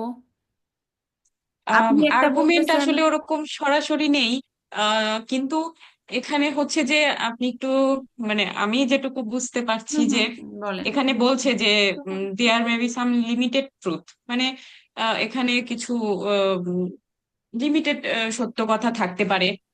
আবার বলছে হাউ এভার উই বিলিভ, আবার বলছে দেখেন লার্জলি প্রথমে তো মিসরিপ্রেজেন্টস। সরি, প্রথমত বলছে কি এই ভিউতে কি থাকবে, খুব কম সত্যতা আছে। সত্যতা থাকবে। হ্যাঁ, এবং দ্বিতীয়ত ওরা এটাকে বলতেছে কেন এটাতে কম সত্যতা আছে, কারণ হচ্ছে আমরা বিশ্বাস করি এই যে লিমিটেড ট্রুথ আছে, কারণ আমরা বিশ্বাস করি যে সায়েন্টিফিক ডিসকভারিটাকে খুব বড়ভাবে কি করতেছে, ভুল উপস্থাপনা মিসপ্রেজেন্ট। করতেছে, মিসপ্রেজেন্ট করতেছে। এই ভিউ এর এগেনস্টে কিন্তু বলে নাই। আর্গুমেন্ট কখন আসবে, এই ভিউ একটা ভিউ থাকবে, অপোজিট আরেকটা ভিউ থাকবে, তখন সে কি করবে, একটা ভিউ, আমি একটা কথা বলতেছি, আপনি বিপরীত কথা বলতেছেন, তখন কি হবে, ওটা আর্গুমেন্ট হবে না? এবং তখন যদি অন্য ভিউটাকে সে সাপোর্ট করে তখন আসবে সাপোর্টিং অ্যান আর্গুমেন্ট। এবার বুঝাতে পেরেছি? প্রথমত এখানে একটা আর্গুমেন্ট আসতে হবে, একটা ভিউ নিয়ে আমি কথা বলতেছি যে একটা ভিউ এইটাতে খুব কম সত্যতা আছে, যাই হোক, হাউএভার কোনটি কারণ না, ঠিক আছে? হাউএভার যাই হোক, উই বিলিভ, আমরা হ্যাঁ, বিশ্বাস করি দ্যাট ইট লার্জলি মিসপ্রেজেন্ট। এইটা, এই যে ইট, এই প্রোনাউনটা কোনটার ক্ষেত্রে বসতেছে, এই যে এই ভিউটা, লিমিটেড ট্রুথ। লিমিটেড ট্রুথ না, ভিউটা, এই যে ভিউটা, আমাদের যে দৃষ্টিভঙ্গিটা, দৃষ্টিভঙ্গিটা। জি এই দৃষ্টিভঙ্গিটা মিসপ্রেজেন্ট করতেছে, ঠিক আছে? লিমিটেড ট্রুথ না, এটার সাথে কিন্তু এই যে ইট প্রোনাউনটা যোগ হয়েছে এটাকে এক্সপ্লেইন করার জন্য। এখানে কি কোনো আর্গুমেন্ট আছে, অন্য কেউ কি অন্য কোনো কথা এখানে বলেছে যেটাকে আমি সাপোর্ট করতেছি? আমি এটার সমালোচনা করতেছি, এটা আমাকে ওইখানে তো বুঝতে হবে। রাইটার একাই কথা বলতে। রাইটার একাই কথা বলতেছে, ভেরি গুড। এইখানে রাইটার একাই কথা বলতেছে, কোনো আর্গুমেন্টে এখন আমরা আসি নাই। আর্গুমেন্ট হচ্ছে যখন এখানে আরেক দল মানুষ থাকবে যারা এটাকে অপোজিট ভাবে দেখে। এখানে যেটা বলতে পড়তেছি সেটা হচ্ছে রাইটারের ভিউ। এখানে অন্য কোনো দল এসে বলতেছে না যে না, এখানে কম সত্যতা আছে। এবং যদি অন্য কোনো দল বলতো হ্যাঁ এখানে কম সত্যতা আছে, এবং আমরা যদি সেই দলকে বা রাইটার যদি সেই দলকে সাপোর্ট করে কোনো কথা বলতো, তাহলে হতো সাপোর্টিং অ্যান আর্গুমেন্ট। আর্গুমেন্ট। এখন কি ক্লিয়ার সবাই? জি আপু। এই যে আমি জি এতক্ষণ আপু। বললাম না যে একটা দুইটা থাকবে যেটা ঘাম ছড়াই দিবে, এইটাই হচ্ছে এই কোশ্চেন টাইপ। প্রত্যেকটা পেঁচানো, আপনি যদি প্রত্যেকটা এক্সপ্লেন করার চেষ্টা করেন, প্রত্যেকটা পেঁচানো। আপু আমি হইলে সি নাম্বারটা দিয়ে আসতাম, মানে ভুলেই দিয়ে আসতাম। এটা অনেক ক্ষেত্রে হয়, এমসিকিউতে 5টার মধ্যে 5টা পাওয়া খুবই টাফ। হ্যাঁ, খুবই টাফ। এটা আপনাকে খুব, যারা প্র্যাকটিস করতে করতে একদম প্রো হয়ে যাবেন তারা পারবেন, এবং আমি চাই পারেন। আমাদের মূল সমস্যাটা ছিল কি, এই ক্রিটিসাইজিংটা বলতেই বুঝতাম নেগেটিভ কিছু। হ্যাঁ, ক্রিটিসাইজ বলতে আমরা সবসময়, বাট এটা মাথায় রাখবেন, হ্যাঁ এটা ভালো পয়েন্ট বলছেন, এই ক্রিটিসিজম এই কথাটা যখনই কোনো কি বলবো, বিজ্ঞানের কোনো আসবে, সাইন্টিফিক কোনো প্যাসেজ আসবে, তখন এই ক্রিটিসিজম কথাটা কিন্তু বারবার আসবে। এটাতে না, আপনি যখন অন্যান্য প্যাসেজ সলভ করবেন সেগুলোতেও যেয়ে দেখবেন অমুক রাইটার, অমুকের যে উনি যে আবিষ্কার করছে বা উনি যে ভিউ দিছে সেটার একটা ক্রিটিসিজম করছে, বা এর আগেও আমরা যেটা একটা সলভ করলাম না গত ক্লাসে, সেখানেও একটা ক্রিটিসিজম পেয়েছিলাম না, ক্রিটিক্স পেয়েছিলাম না? জি ক্রিটিক্স কি, একদল একটা আবিষ্কার করছে, তার কি কি ফাইন্ডিংস আছে, কি কি লিমিটেশনস আছে সেটা ধরায় দেওয়া, কিভাবে ধরায় দেওয়া, সেটাকে স্টাডি করার পরে ধরায় দেওয়া, ঠিক আছে? আমাদের বাঙালিদের মতো বসে বসে ক্রিটিসাইজ করে না। পরীক্ষামূলক ভাবে ধরিয়ে দেওয়া। হ্যাঁ, পরীক্ষামূলকভাবে ধরিয়ে দেওয়া, ঠিক ঠিক এবং আছে, এটাকে বুঝতে পেরেছি। ভালোভাবে না। এই যে আমরা দেশের বাইরে যাই, হ্যাঁ রিসার্চে যারা যারা যাচ্ছেন বা যারা যারা যেতে চান রিসার্চ রিলেটেড সাবজেক্টে, এত টাকা স্কলারশিপ দিয়ে দেশের বাইরে আপনাকে কেন নিয়ে যাচ্ছে জানেন? এই ক্রিটিসাইজ করার জন্য, মানে ক্রিটিসিজম করার জন্য। ওরা যে আপনাকে গাদা গাদা কি দিবে, রিসার্চ পেপার দিবে, আগে যেগুলা রিসার্চ হয়েছে এগুলা পড়ো, পড়ে এখান থেকে কি কি ভুল আছে সেটা আইডেন্টিফাই করো, তুমি নতুন করে তোমার মতো করে রিসার্চ করো। এই ক্রিটিসিজমটাকে ওরা আপনাকে নিয়ে যাচ্ছে কি করার জন্য, ক্রিটিসিজম করার জন্য, উল্টা টাকা দিয়ে, বুঝছেন? আর আমরা বাঙালিরা বসে বসে শুধু ক্রিটিসাইজ করতে পারি মানুষকে। উম, আমাদের কাছে ক্রিটিসাইজ হচ্ছে অমুক খারাপ, অমুক এটা করছে, তমুক এটা করছে, আমি খুব ভালো। ম্যাম, এটা কি ক্রিটিসাইজ হবে না এটা কন্ডেমমেন্ট হবে? কন্ডেম মানে হচ্ছে নিন্দা করা, ঠিক আছে? কন্ডেম শব্দটা আলাদা। কন্ডেম মানে হচ্ছে নিন্দা করা, ক্রিটিসাইজ হচ্ছে সমালোচনা করা। কন্ডেম, আপনি একটা খারাপ কাজ করছেন, আমি ডিরেক্টলি নিন্দা করলাম, সেটা হচ্ছে কন্ডেম। আর আপনি একটা কাজ করছেন, সেটার খারাপ দিক বা সেটার মানে খারাপ দিক কি আমি নিন্দা করতেছি না, বাট এই লিমিটেশনস আছে, এইটা যখন বলতেছি সেইটা হচ্ছে কি ক্রিটিসাইজ করা। সাপোজ আপনি কোনো একটা জামা পরছেন, হ্যাঁ, ধরেন আপনি একটা লাল জামা পরছেন, এবং লাল জামা পরে আপনি কি বলবো হচ্ছে এমন একটা অনুষ্ঠানে ফটোশুট। আসছেন যেখানে লাল জামা পরাটা উচিত হয়নি। আমি ওখানে যে আপনাকে বললাম যে এইসব অনুষ্ঠানে আসলে লাল জামা পরে না, ঠিক আছে, এইটা হবে ক্রিটিসিজম। আর আমি যদি বলি যে আরে লাল জামা পরে আসছে, ছি এইসব অনুষ্ঠানে কেউ লাল জামা পরে আসে, এটা হচ্ছে নিন্দা করা। আমরা বুঝতে পারছি ক্রিটিসিজম এবং নিন্দার মধ্যে একটা সূক্ষ্ম পার্থক্য আছে।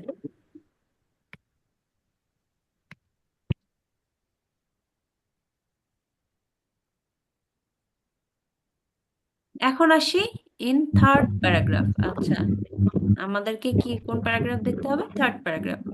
What do the writer suggest? আচ্ছা, রাইটার কোনো একটা সাজেশন দিয়েছে, পরামর্শ দিয়েছে, কার সম্পর্কে? অ্যাবাউট ডারউইন আপু অ্যান্ড, নয়েজ আসছে কারো এখান থেকে। সরি, হ্যাঁ, কেউ একজন নয়েজ আসতেছে, কাইন্ডলি একটু মাইক্রোফোনটা মিউট করবেন। সুমন ভাইয়া, মাইক্রোফোনটা একটু মিউট করেন কাইন্ডলি।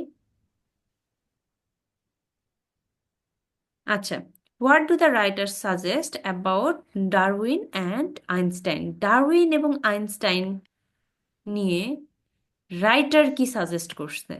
এবার কথা বোঝা গেছে। থার্ড প্যারাগ্রাফে কে সাজেস্ট করতেছে? ডারউইন এবং আইনস্টাইনকে নিয়ে রাইটার। এখন চলেন আমরা থার্ড প্যারাগ্রাফটা কপি করে নিয়ে এসি। এই যে আম, আপনার একটা ভালো দিক হচ্ছে প্যারাগ্রাফটা উল্লেখ করে দেয়, আপনাকে খুব বেশি কষ্ট করতে হয় না যে এখানে খুঁজবো ওখানে খুঁজবো।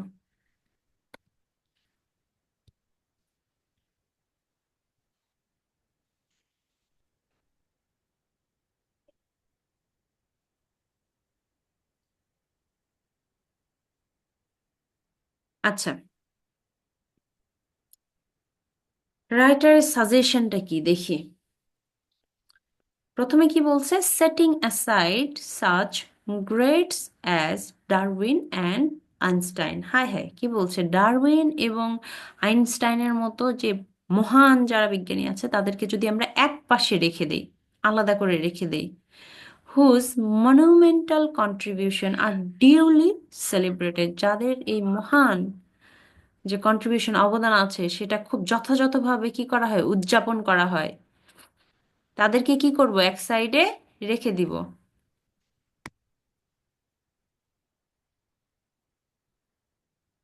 এটা কই থেকে আসলো? আচ্ছা,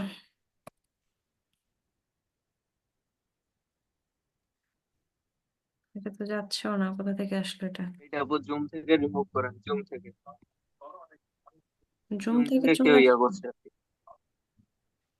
এটা কিভাবে রিমুভ জুম করা হয় থেকে দেখি? মৌসুমী সাহা, ইরেজাতে মুছে ফেললে চলে যাবে। জুমে জুমে যে মৌসুমী সাহা ইয়া করছে, জুমে আপু। আচ্ছা, এটার সিস্টেম আমি পারি না, হ্যাঁ, জুম থেকে কিভাবে করব? আচ্ছা থাক, আমরা দেখি। আচ্ছা, setting aside such greats as Darwin and Einstein, whose monumental contributions are duly celebrated. Darwin এবং আইনস্টাইনের মতো মহান যে বিজ্ঞানীরা আছে তাদেরকে যদি আমরা একপাশে রেখে দেই, যাদের যে মহান অবদান আছে, যেগুলোকে আমরা কি করি, যথাযথভাবে উদযাপন করি, উই সাজেস্ট, আমরা কি করছি, সাজেস্ট করছি that innovation is more a process. Innovation হচ্ছে অনেক বেশি একটা প্রক্রিয়া অফ ট্রায়াল অ্যান্ড এরর। আমরা চেষ্টা করব এবং ভুল করব। ইনোভেশনটা কি বলেছে? ট্রায়াল অ্যান্ড ইররের একটা প্রসেস। যদি আমরা ডারউইন এবং আইনস্টাইনকে একপাশে রেখে দেই তাহলে ইনোভেশনটা কি অ্যাকচুয়ালি একটা প্রসেস যেটাতে অনেক বেশি আমরা ট্রাই করব এবং ভুল করব। ওয়্যার, যেখানে 2 steps ফরওয়ার্ড, 2 ধাপ যদি আগায় যায়, মে হতে পারে, সামটাইমস কিছু সময়, come with one step back, এক ধাপ পিছিয়ে যাওয়া। যেখানে দুই ধাপ যদি আমরা আগে যাই, হতে পারে কিছু সময় আমরা এক ধাপ আবার কি হয়, পিছিয়ে যাই। অ্যাজ ওয়েল অ্যাজ, এর সাথে ওয়ান অর মোর স্টপস, এক এক অথবা এর অধিক কি করব, থেমে যাই। To the right or left, ডানে বামে কি হয়, আমরা থেমে যেতে পারি। দিস ইভলিউশনারি ভিউ, এই যে বিবর্তনের দৃষ্টিভঙ্গি অফ হিউম্যান ইনোভেশন, মানুষের যে উদ্ভাবন রয়েছে। কাইন্ডলি মিউট করেন, আমার এখান থেকে মিউট সবাই একটু মিউট করে দেন প্লিজ। নিতে পারবো না। আন্ডারমাইন, অবজ্ঞা করে। দ্য নোশন, ধারণা। অফ, কিসের ধারণা? ক্রিয়েটিভ জিনিয়াস, সৃষ্টিশীল যে কি বলবো জিনিয়াসরা থাকে তাদের। অ্যান্ড রিকগনাইজ দেয়, রিকগনিশন দেয়। এই যে দেখছেন, বাংলা ভুলে গেছি, রিকগনিশন, সবসময় এইসব বাংলিশ বলতে বলতে বাংলা ভুলে যাই। স্বীকৃতি ম্যাম। হ্যাঁ, স্বীকৃতি, থ্যাংক ইউ। স্বীকৃতি দেয় কি, cumulative nature of scientific process, এই যে ধারাবাহিক যে নেচার আছে, যেটা আমরা বলি ইভলিউশন, ওটাই কিউমুলেটিভ, যে ধারাবাহিক যে একটা প্রক্রিয়া আছে সায়েন্টিফিক প্রোগ্রেসের, সেটাকে কি করে, রিকগনিশন দেয়। তাহলে আমরা এই থেকে কি পাইছি? যদি আমরা ডারউইন এবং আইনস্টাইনকে এক পাশে রেখে দেই, তাহলে সায়েন্সটা আমাদের জন্য কি, একটা ট্রায়াল এবং ইরর প্রসেস, যেখানে আমরা দুই ধাপ আগে গেলে এক ধাপ পিছিয়ে আসার সম্ভাবনা আছে, এবং কি হয়, ডানে বামে যাওয়ারও সম্ভাবনা আছে।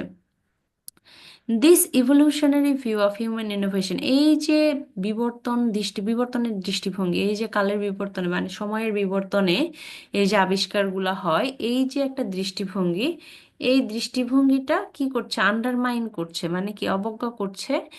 অফ, আন্ডারমাইন্স দ্য নোশন, ধারণা। অফ ক্রিয়েটিভ জিনিয়াস, এই যে ক্রিয়েটিভ জিনিয়াসগুলো আছে, এই যে আমরা যদি এই ভিউটা নিয়ে আসি যে সায়েন্স হচ্ছে, সায়েন্টিফিক ডিসকভারি হচ্ছে, ট্রায়াল হবে ইরর হবে, ট্রায়াল হবে ইরর হবে, দুই ধাপ আগে যাবে এক ধাপ পিছিয়ে আসবে, তাহলে এই যে আন্ডারমাইন কাদের করবে বলেন তো? যে এই যে আইনস্টাইন, ডারউইন, নিউটন, যাদের আমরা বিজ্ঞানী বা আবিষ্কার বলতে যাদেরকে বুঝি, এদেরকে কি করবে, আন্ডারমাইন করবে। এবং রিকগনিশন কাদেরকে দিবে? এই যে ধারাবাহিক একের পর এক যারা আপনার চেষ্টা করতেছে সায়েন্টিফিক প্রগ্রেস নিয়ে আসার জন্য, এদেরকে রিকগনিশন দিবে, তাই না, স্বীকৃতি দিবে। এতটুকুই বুঝতেছি না, এর বাইরে কি কেউ কিছু বুঝতে পারছে এটা থেকে?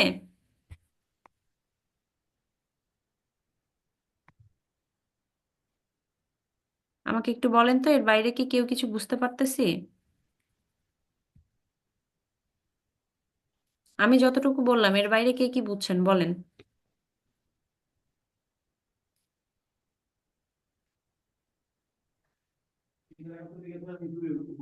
কেউ কোনো কথা বলেন না কেন? সবাই কি ঘুমায় গেছেন?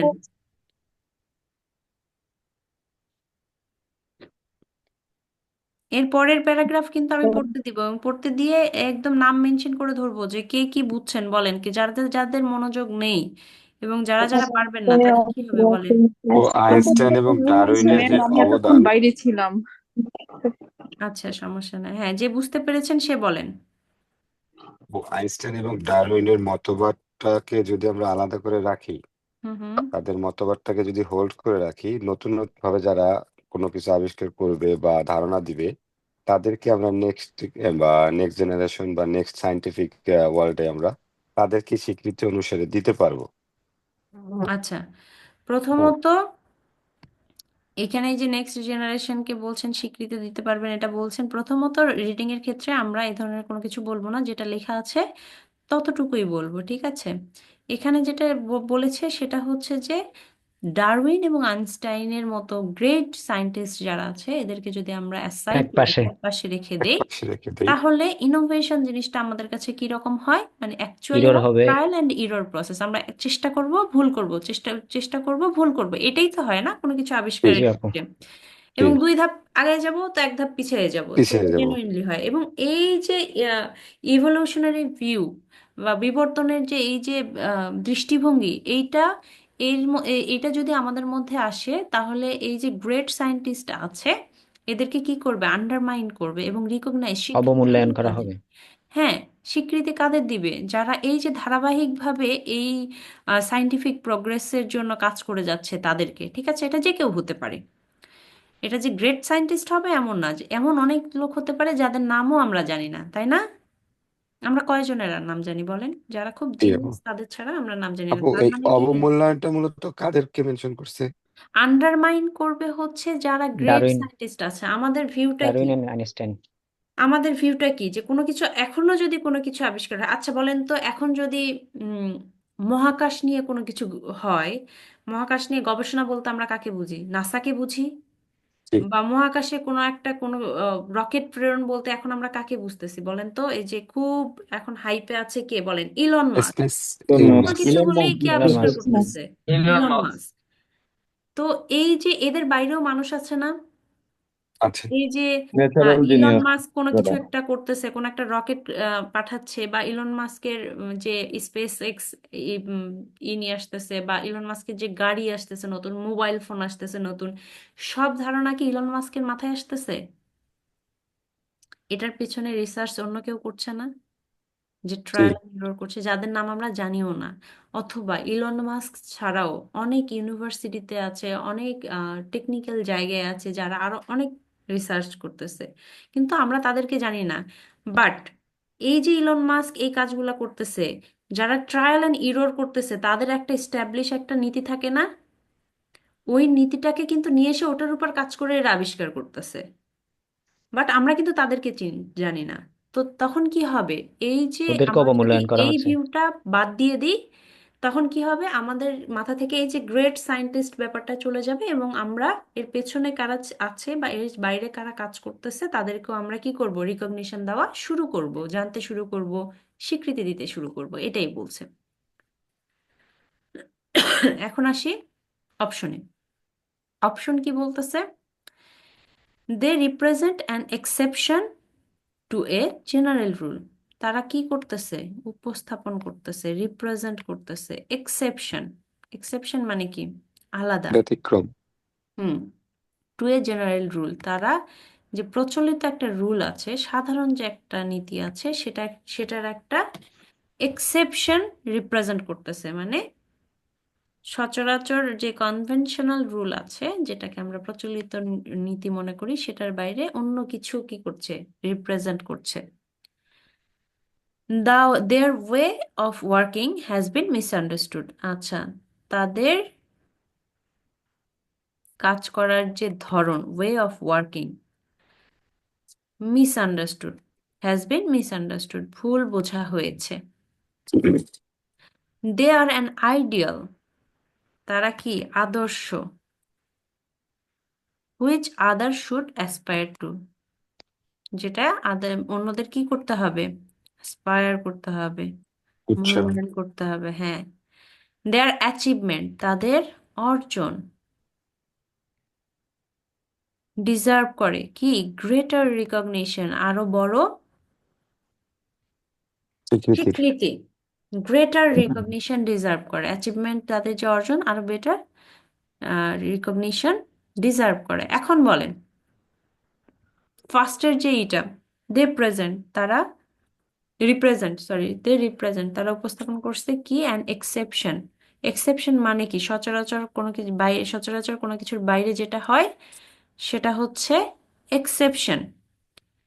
টু এ জেনারেল, এক্সেপশনের বাংলা আমি বুঝাইতে পারতেছি না, ঠিক আছে? মানে এক্সাক্ট ওয়ার্ড। ব্যতিক্রম আপু। ব্যতিক্রম, হ্যাঁ ব্যতিক্রম। ব্যতিক্রম। তাহলে কি তারা উপস্থাপন করছে কি? একটা ব্যতিক্রম, জেনারেল যে রুল আছে সেটার বাইরে, তাই না? এটা কে কে মনে করছেন যে হবে বলেন তো? এটা হবে না। এটা হবে মনে হচ্ছে। আমার মনে এটা হচ্ছে হবে মনে হচ্ছে এটা হবে হবে ম্যাম। আপু, এটা আচ্ছা, হবে তাহলে তো। আমি এটা রাখি, এটা নিয়ে যেহেতু কনফিউশন আছে এটা রাখি। হ্যাঁ, 2 নাম্বারটা দেখি। দেয়ার ওয়ে অফ ওয়ার্কিং, তাদের যে কাজের ধরন, হ্যাজ বিন মিসআন্ডারস্টুড, কোনো কিছু এখানে ভুল বোঝা হয়েছে? না না আপু, না, এটা না এরকম আপু, কিছু এটা বলা বাদ যাবে দেই। না। কিছু বলা এটা হয়নি। এটা বাদ যাবে। দে আর অ্যান আইডিয়াল, তারা কি? তারা হচ্ছে কি? একজন আদর্শ। Which other should aspire to, যেটা অন্যদেরকেও কি করতে হবে? ফলো করতে হবে, মূল্যায়ন করতে হবে। এরকম কোনো কিছু বলেছে কেটে দেন তাদেরকে ম্যাডাম, এটাও মূল্যায়ন বাদ করার কথা? এরকম বাদ। কিছু বলা দেন, হয়নি। কেটে দেন না ম্যাডাম। না, এরকম কিছু না। তাহলে তাদের মূল্যায়ন করার কথাও কিছু বলেনি। আচ্ছা, 3 নাম্বার কি আসতেছে? দেয়ার অ্যাচিভমেন্ট, তাদের যে অর্জন, ডিজার্ভ কি করে, ডিমান্ড করে, ডিজার্ভ করে, চায় কি গ্রেটার রিকগনিশন, আরো রিকগনিশন বেশি স্বীকৃতি। এটা কি কোথাও বলেছে যে তাদেরকে আরো এটা বেশি বলে নাই আপু। স্বীকৃতি দিতে হবে? না এরকম তাহলে বলেন এ এখানে এখন বলেন এখানে কনফিউশনের কোনো কিছু আছে? তিনটাই চলে গেছে, একজন আছে, ওকে নিতেই হবে, আপনি না নিতে চাইলেও কিচ্ছু করার নাই, কারণ আপনি বাকিগুলারে বাদ দিয়ে দিছেন। ওনাকে না নিলে আপনার চলবে না, সো অ্যান্সার আমাদের ইজ কি মনে এ। হয় তা তো আর উত্তর হবে না, উত্তর তো হ্যাঁ, প্যাসেজ এটাই খুবই আমাদের একটু কি হবে। মনে হয় সেটা আমাদের উত্তর হবে না।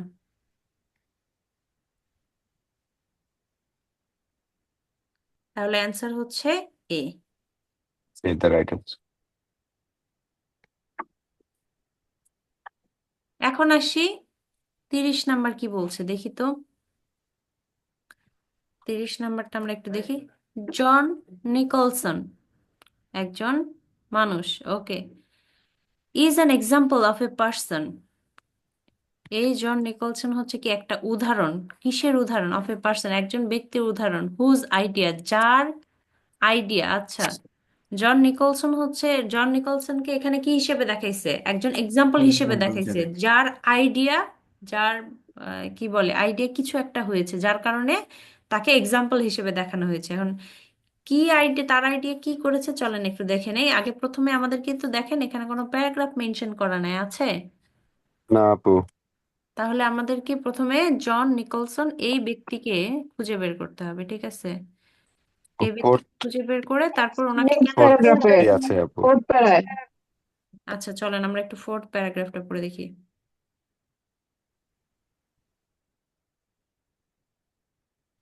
4th প্যারাগ্রাফটা মোটামুটি বড় না? জি। এখান থেকে তাহলে আমরা কিভাবে পড়বো বলেন তো? ক্যাঙ্গারু। ক্যাঙ্গারু, হ্যাঁ, ভালো কথা বলছেন, ক্যাঙ্গারু।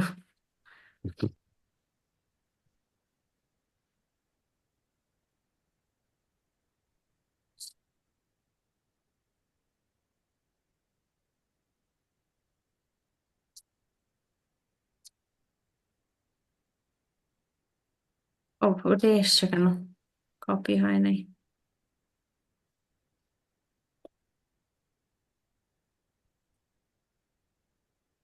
এটা।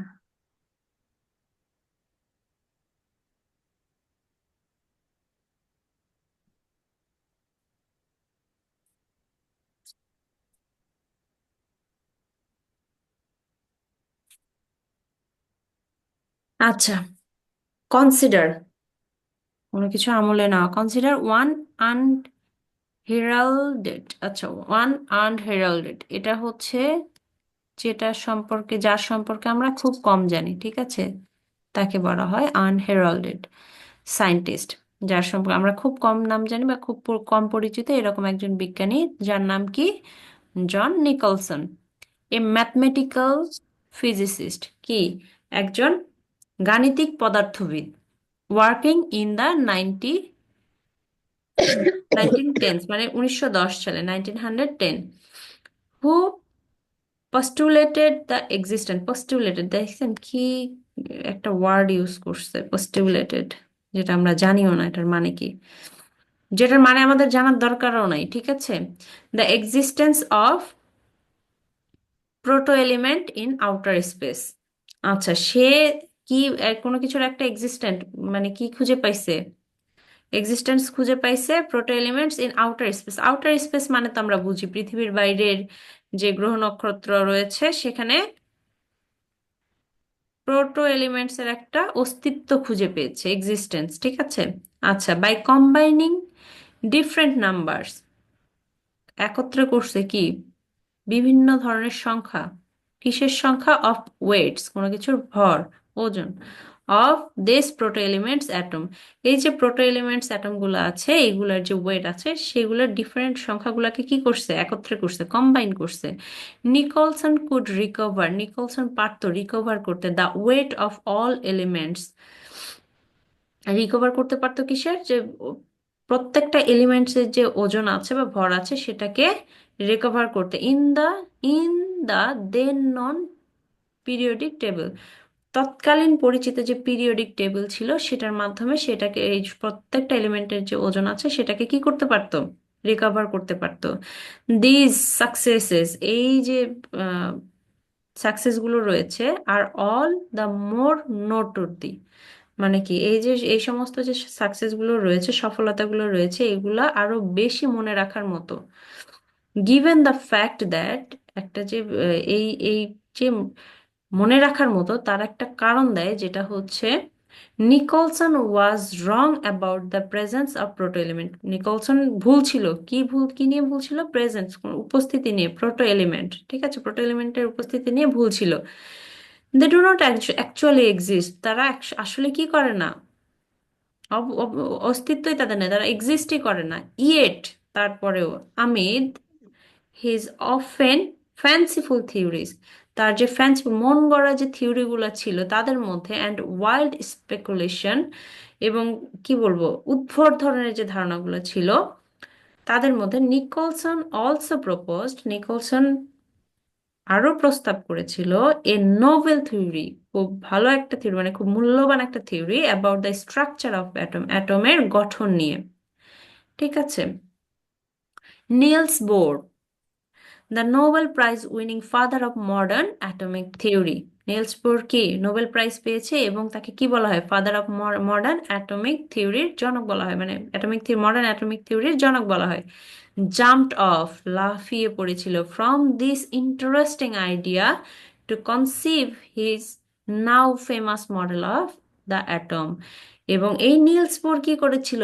লাফিয়ে পড়েছিল ওই তখনকার যে ওর যে স্ট্রাকচার অফ অ্যাটমের যে আইডিয়া ছিল সেটাতে লাফিয়ে পড়েছিল, এবং ওইটা নিয়ে গবেষণা করে সে কনসেপ্ট করছে কি, এই যে এখনকার যে ফেমাস মডেল অফ অ্যাটম আছে সেটা নিয়ে। আচ্ছা, এটা থেকে আমরা কি বুঝলাম? কেউ একজন আমাকে বলেন তো, আমি তো প্রত্যেকটা ভেঙে ভেঙে বললাম, কেউ একজন বলেন যে এটা থেকে আমরা কি বুঝলাম, বলেন।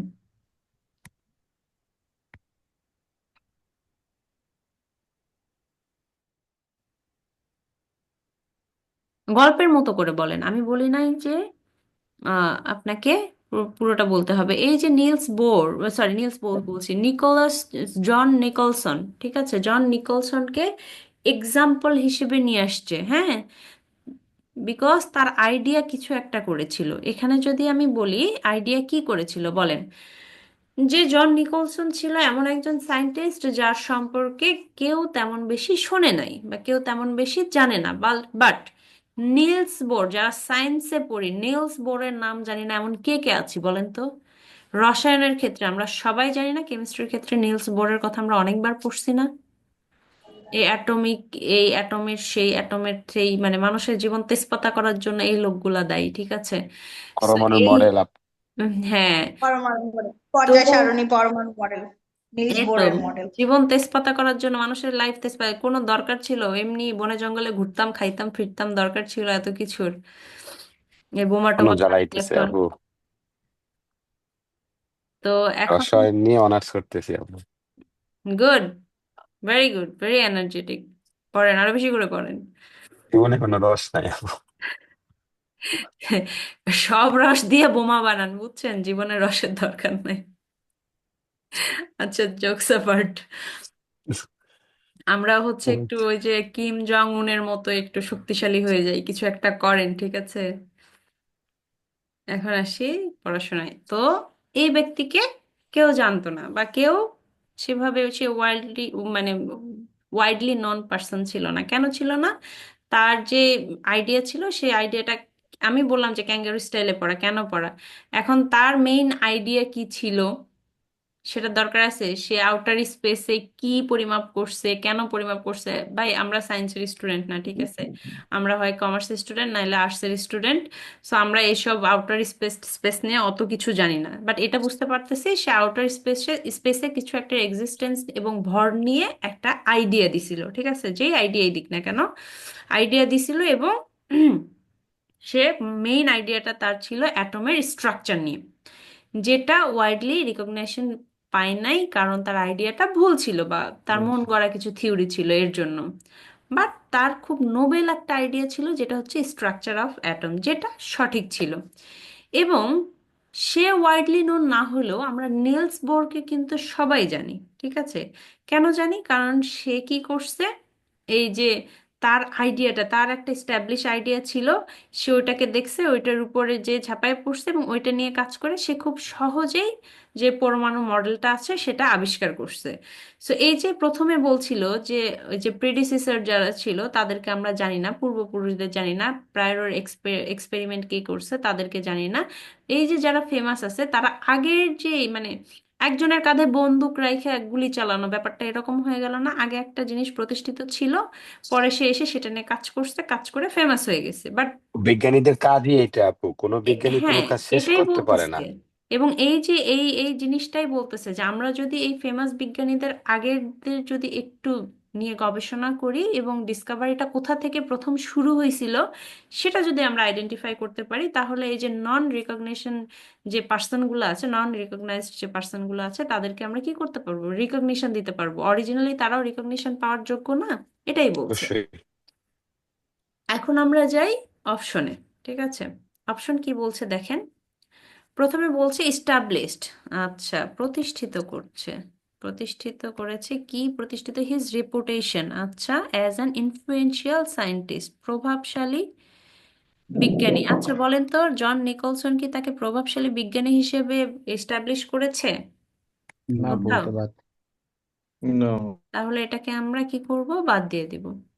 আচ্ছা এরপরে তুলে দেবো। আসি, was only fully understood at a later point of history। আচ্ছা, জন নিকলসন ওয়াজ যখন থাকে তাকে তার মানে কি জন নিকলসনকে বোঝাচ্ছে না? জন নিকলসন ওয়াজ ফুললি আন্ডারস্টুড, তাকে পুরোপুরিভাবে বোঝা হয়েছিল। কখন বোঝা হয়েছিল? লেটার পয়েন্ট ইন হিস্টোরি, তাকে কি ইতিহাসের পরবর্তীতে কোথাও পুরোপুরিভাবে বোঝা হয়েছিল এরকম কোনো কথা আছে? তাকে কোনো নাই। রিকগনিশন দিয়েছে, বুঝতে পেরেছে, এমন কোনো কথা আছে? নো। তাহলে আমরা এটাকে কি করব? কেটে দিব। তারপরে কি? লেইট, বিছানো, বুঝি না আমরা? লেইট বিছিয়ে দাও কোনো, সরি এটা কাটা হবে না, এটাকে আমরা হাইলাইট করব। লেইট দ্য ফাউন্ডেশন, তো ফাউন্ডেশন তৈরি করে দিয়েছে, ভিত তৈরি করে দিয়েছে, for someone's else breakthrough, অন্যজনের কিসের জন্য? Break through. ব্রেক থ্রু করার আবিষ্কারের জন্য। জন্য, তাই এটা না? হতে পারে। এটা রাখতে পারি আমরা। ইয়েস, এটা রাখতে পারি। এরপরে দেখি, ইনিশিয়ালি মেড, প্রাথমিকভাবে কি করেছে? মিট করেছে, দেখতে পেয়েছিল কি? With scepticism from the scepticism. Scientific community. Scepticism হচ্ছে সন্দেহ বা এই ধরনের কোনো একটা ওয়ার্ড, ঠিক আছে? ফ্রম দ্য সায়েন্টিফিক, এখানে কোনো সায়েন্টিফিক কমিউনিটির কথা বলা হয়েছে? এক্সপেক্টিজম ধরেন আপনি না বুঝলেন আপু, না, ঠিক আছে, আমি আমি জানি না কমিউনিটি। স্কেপটিজম মানে কি, কিন্তু আমি কি সায়েন্টিফিক কোনো কমিউনিটি দেখেছি? অন্যান্য অনেক বিজ্ঞানীদের কোনো কমিউনিটির কথা বলা হয়েছে বলেন তো? না।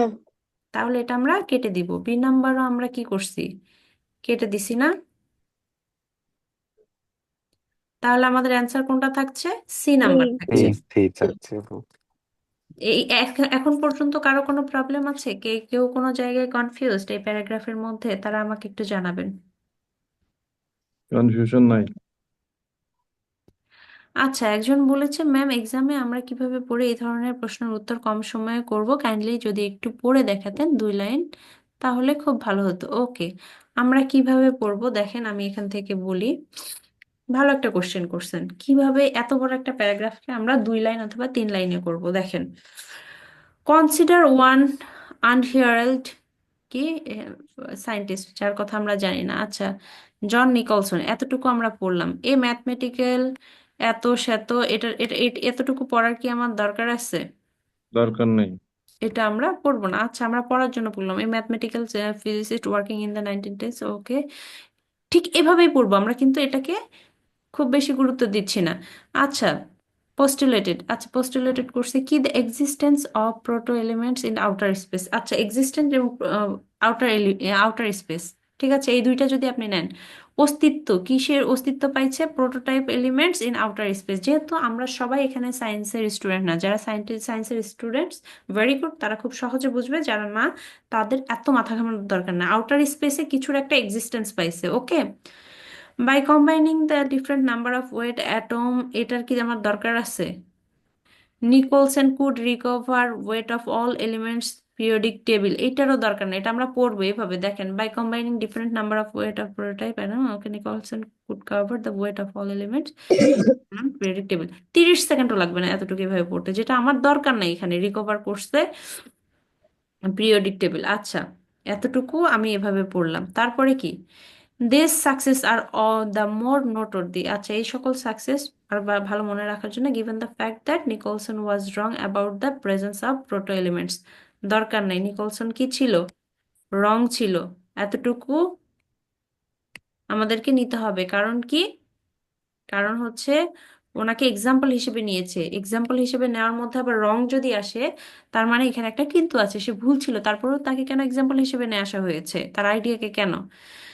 তারপরে দেখেন, they do not actually exist, আচ্ছা এটার মানে আমরা সবাই বুঝি যে এক্সিস্ট করতো না। ইয়েট, এই যে ইয়েট এই ধরনের ওয়ার্ড পাইলে একটু থামবেন। ইয়েট হাউএভার, এই ওয়ার্ডগুলো খুব ইম্পর্টেন্ট। ইয়েট, তারপরেও, আমিদ মানে হচ্ছে মধ্যে, হ্যাঁ কোনো কিছুর মধ্যে, কোনো অনেকগুলো কোনো কিছুর মধ্যে Amit. Is often fanciful theories, আচ্ছা তার মন গড়া কাহিনী, অ্যান্ড ওয়াইল্ড স্পেকুলেশন, স্পেকুলেশনের দরকার নাই, যদি আমি না বুঝি দরকার নাই। আচ্ছা fanciful theory, Nicholson also proposed, এই যে Nicholson also proposed A novel theory about structure of atom, এতটুকু আমরা বুঝবো। নিকোলসন আরো একটা নোবেল থিওরি প্রকাশ করেছিল, কি, structure of atom. Structure of অ্যাটমও যদি না বুঝি তাও এতটুকু আমরা বুঝতে পারবো যে সে একটা কি গুরুত্বপূর্ণ থিওরি প্রদান করেছিল। এরপরে দেখেন, Nils Bohr, the Nobel prize winning father of modern atomic theory, এতটুকু দরকার নাই, সে ফাদার মাদার যাই হোক না কেন দরকার নেই, কারণ এর সম্পর্কে জানি, এর সম্পর্কে জানতে চাইছে। এবং নিলস বোর কি করছে, jumped of from this interesting idea to conceive his now famous model atom, এবং এই যে তার থিওরিটা ছিল এটার উপর লাফিয়ে পড়েছিল, এবং তার ওই থিওরির উপর বেস করে সে পরমাণুর মডেল তৈরি করেছে, ফেমাস মডেল অফ অ্যাটম। এই যে যেই ইগুলো আমি হাইলাইট করছি, এই ওয়ার্ডগুলা, এই সেন্টেন্সগুলো পড়েন, এই সেন্টেন্সগুলোর মাঝখান থেকে আপনি ক্যাঙ্গারু স্টাইলের রিডিং বা শর্ট রিডিংটা আপনি পেয়ে যাবেন, ঠিক আছে। ম্যাম, এক্সামের সময় তো বোঝা যায় না যে কোনটা ক্যাঙ্গারু স্টাইল করবো অথবা কোনটা সিরিয়াসলি করবো, এটা এটা এক্সামের কি সময় আপনি বুঝতে পারবেন তখনই যখন আপনি এনাফ প্র্যাকটিস করবেন। আমি আজকে পড়তে বসছি, আমি কি আজকেই বুঝতে পারবো? আমি 2-3 দিন পরে কিন্তু একটু বুঝতে পারবো, 7 দিন পরে আরেকটু বুঝতে পারবো, 1 মাস পরে আমি ভালোভাবে বুঝতে পারবো। ওই টাইমটা আগে আপনাকে দিতে হবে আপু। আমি যদি আজকে পড়তে বসে আজকেই সব জানতে চাই, দিস ইজ নট পসিবল, কারণ ও আমাদের আমরা একাডেমিক যদি রিডিং নেই। আমরা যদি একটা কিওয়ার্ড ধরে ওইটাকে যদি আমরা ফোকাস করার চেষ্টা করি তাহলে কি সম্ভব? এমসিকিউ এর ক্ষেত্রে কিওয়ার্ড ধরে এই এই ক্ষেত্রে আপনি আহ, পড়তে পারবেন না। একটা এখানে না, এই যে মানে দুই একটা যদি আশেপাশে রিলেটেড একটা শব্দ ধরে ফোকাস করার চেষ্টা করি। আগে বুঝতে হবে ওই কোশ্চেনটা আপনার কিওয়ার্ড ধরে খুঁজলে কোশ্চেন টাইপটা আপনি কভার করতে পারবেন কিনা। আলাদা আলাদা কোশ্চেন টাইপের জন্য আলাদা আলাদা আলাদা কি বলবো, আলাদা স্ট্র্যাটেজি স্ট্র্যাটেজি ব্যবহার করা হয়। রিকভার করে, ঠিক আছে। যে প্রত্যেকটা কোশ্চেন আমরা একই স্ট্র্যাটেজিতে করতে পারি না। ঈশান ভাইয়া বলেন, হ্যান্ড রেজ করেছেন। আপু অনেকেই তো ইউটিউবে বলে ফার্স্ট 3 লাইন আর লাস্টের 3 লাইন পড়লেই আনসার পাওয়া যায়, এটা কি মানে ফার্স্ট থ্রি সঠিক? লাইন এবং লাস্ট 3 লাইন আপনি পাবেন হেডিং ম্যাচিং এর ক্ষেত্রে আপু, এটার ক্ষেত্রে না। আপনি ফার্স্ট 3 লাইন লাস্ট 3 লাইন যারা বলে ওটা আলাদা আলাদা কোশ্চেন টাইপ থাকে, হ্যাঁ। হেডিং ম্যাচিং এর ক্ষেত্রে, হেডিং ম্যাচিংটা কি জানেন, একটা প্যারাগ্রাফ পড়লাম, ওই প্যারাগ্রাফটাকে আমি কি হেডিং দিতে পারি। আমরা কি করি, প্রথমে হেডিংটা পড়ি না কোনো একটা প্যাসেজের, কেন পড়ি বলেন তো, ওই প্যাসেজের মধ্যে কি কনটেক্সট আছে, মানে কি আছে ওইটা বোঝার জন্য।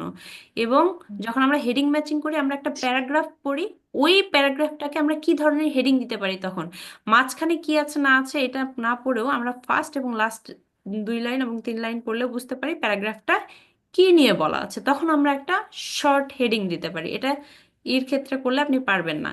কারণ কি, এখানে দেখেন, জন 6 লাইন নিকলসন, বলতে আপনি ফার্স্ট 2 লাইন পড়েন, লাস্ট 2 লাইন পড়েন, আপনি কি বলবেন বলেন, এমসিকিউতে কোনটা তখন দিবেন?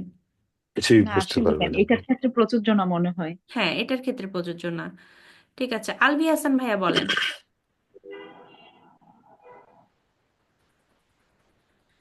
ম্যাম, এই যে বি নাম্বার যে অপশনটা দেওয়া আছে এখানে, মানে সাবজেক্টটা কি আইডিয়া ছিল না জন নিকলসন? বি নাম্বার অপশন কি কি ছিল? মানে এখানে কি জন নিকলসন তো মানে বলছে যে নাকি আইডিয়াটাকে পড়ে? না, হুজ আইডিয়া ওয়াজ ফুললি আন্ডারস্ট্যান্ড, যার আইডিয়াটাকে, হ্যাঁ, ও যার আইডিয়াটাকে, হুজ আইডিয়া ওয়াজ ফুললি আন্ডারস্ট্যান্ড, যার যে আইডিয়াটা আছে বা জন নিকলসনের আইডিয়াটাকে পুরোপুরি বোঝা হয়েছিল এবং পরবর্তীতে যে তাকে কি করা হয়েছে, হ্যাঁ, পরবর্তী লেটার ম্যাম হিস্ট্রিতে যে বোর ফুললি তো বুঝতে আন্ডারস্টুড করা পারছিল, হয়েছে। সরি?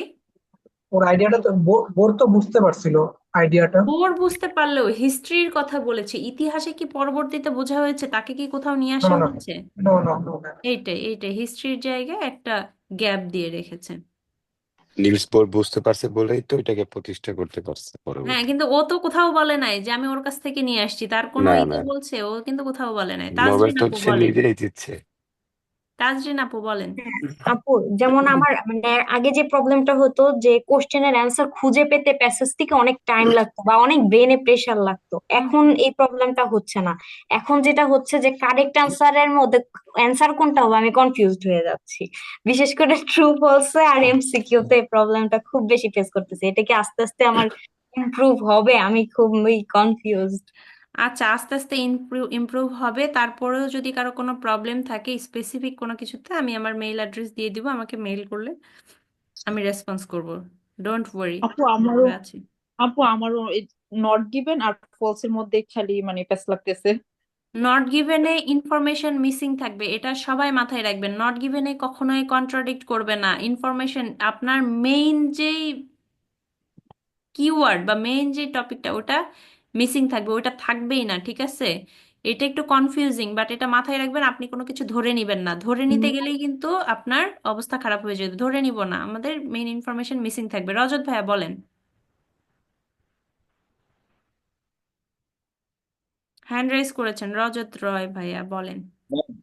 আপনি হচ্ছে যে 18 যেটা দিয়েছেন ট্রু ফলস গুলো, আমার হচ্ছে নট গিভেন, মানে আমার যেগুলো হচ্ছে যে নট গিভেন হবে সেগুলো ফলস দিয়েছি, ফলস গুলো নট গিভেন হয়ে গেছে।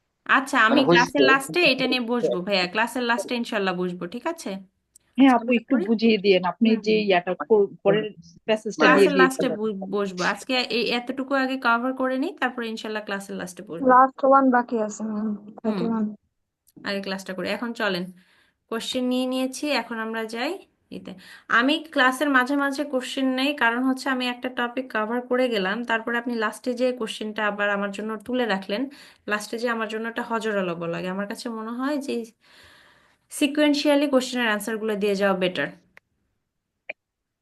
ওকে, ম্যাম আপনার ক্লাস মনে হয় যে ফ্লুয়েন্টলি মানে একটুখানি অ্যাক্টিভিটি ভালো থাকে। থ্যাংক ইউ আপু। আচ্ছা, 31 নাম্বারটা কি বলছে? What is the key point? কি পয়েন্ট মানে কি বলেন তো? মূল যে জায়গা, জায়গা। বলে কি মূল পয়েন্ট অফ কথা, মূল ইন্টারেস্ট। ধারণা, মূল ধারণা। কি পয়েন্ট অফ ইন্টারেস্ট, মেইন যে ইন্টারেস্ট, মেইন যে জায়গাটা, ওইটা কি? About acey deucy, stirrup, placement. Okay, acey deucy একটা আমাদেরকে কিওয়ার্ড দিয়েছে এবং আমরা যখন সার্চ করব এইটা নিয়েই সার্চ করব। What is the key point of 6 interest number passage. About acey deucy? অ্যাসিডুসির মূল ভাবটা কি, মূল জিনিসটা কি, মূল ইন্টারেস্টের জায়গা কোনটা, কি নিয়ে? Stair up placement. দেখেন, আমরা কিন্তু জানি না স্টেয়ার আপ প্লেসমেন্ট কি, অ্যাসিডুসি কি, বাট আমরা জানি এই যে অ্যাসিডুসি, এইটার এই যে ওয়ার্ডটা, এটার কোনো কিছু আছে প্যারাগ্রাফে, যার কি চেয়েছে, মূল ভাব, মূল কি পয়েন্ট অফ ইন্টারেস্ট, মূল যে জায়গাটা, ওইটা চেয়েছে, ওইটা আমাদেরকে বের করতে বলছে, তাই না? এখন আমরা যাই, অ্যাসিডুইসি কই আছে, চলেন দেখি। 6 নাম্বার প্যাসেজ ম্যাম। 6 নাম্বার প্যারাগ্রাফে, ওকে দেখি। 1 2 3 4 5 6, ওকে।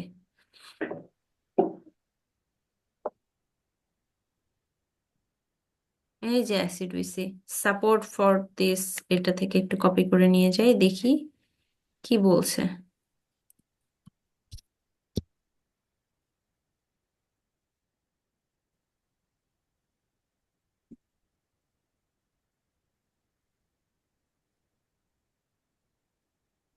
আচ্ছা, support for this evolutionary view, okay.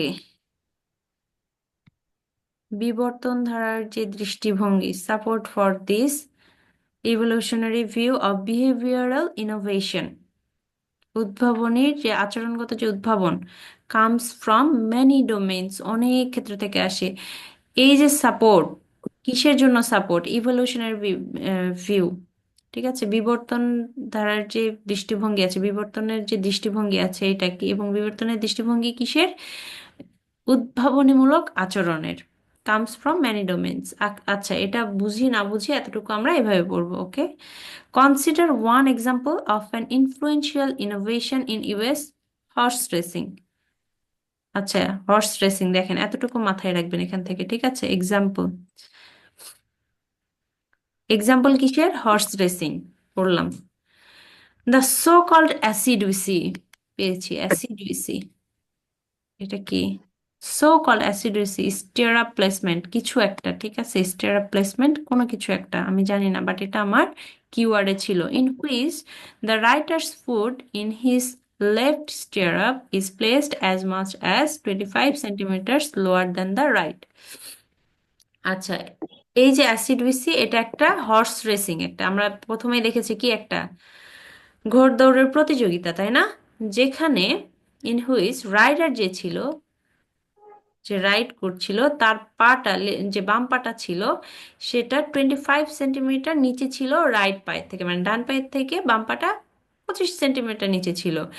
Is believed, এবং এটা বিশ্বাস করা হয়, to confer in important speed advantages when turning and oval tracks. এবং এই যে 25 সেন্টিমিটার নিচে রাখছে, এটাকেই তারা বিশ্বাস করতো যে গুরুত্বপূর্ণ ছিল, কিসের জন্য? স্পিড অ্যাডভান্টেজের জন্য।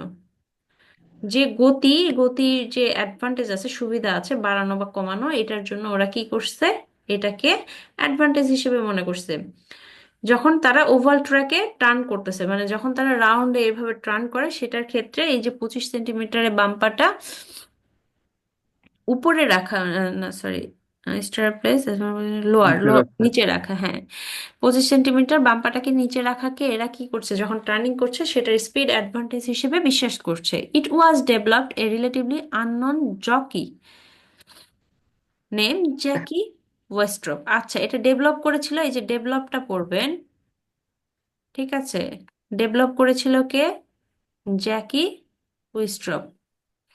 যখন আপনারা স্কিমিং করে পড়বেন এভাবে, যে মেইন ইগুলো আগে প্রথমে একটা দুইটা তিনটা বই এভাবে আস্তে আস্তে করবেন, তারপরে নিজেদেরই হয়ে যাবে, এটা নিয়ে টেনশনের কিছু নাই। এখন দেখেন, had Westrop conducted methodical investigation. Westrop কি কোনো ম্যাথডিক্যাল ইনভেস্টিগেশন করেছিল?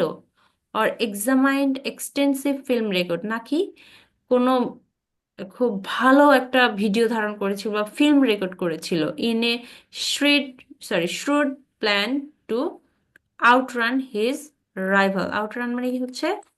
পরাজিত করা, তার যে প্রতিযোগী ছিল তাদেরকে পেছনে ফেলা দেওয়া, আউটরান হচ্ছে পেছনে ফেলে দেওয়া। এখানে বলছে ওয়েস্ট্রপ কি কোনো ম্যাথোডোলজিক্যাল মানে করেছিল, রিসার্চ করেছিল, আর নাকি কোনো ফিল্ম রেকর্ড করেছিল, মানে কোনো ভিডিও ধারণ করেছিল, কি কিসের জন্য?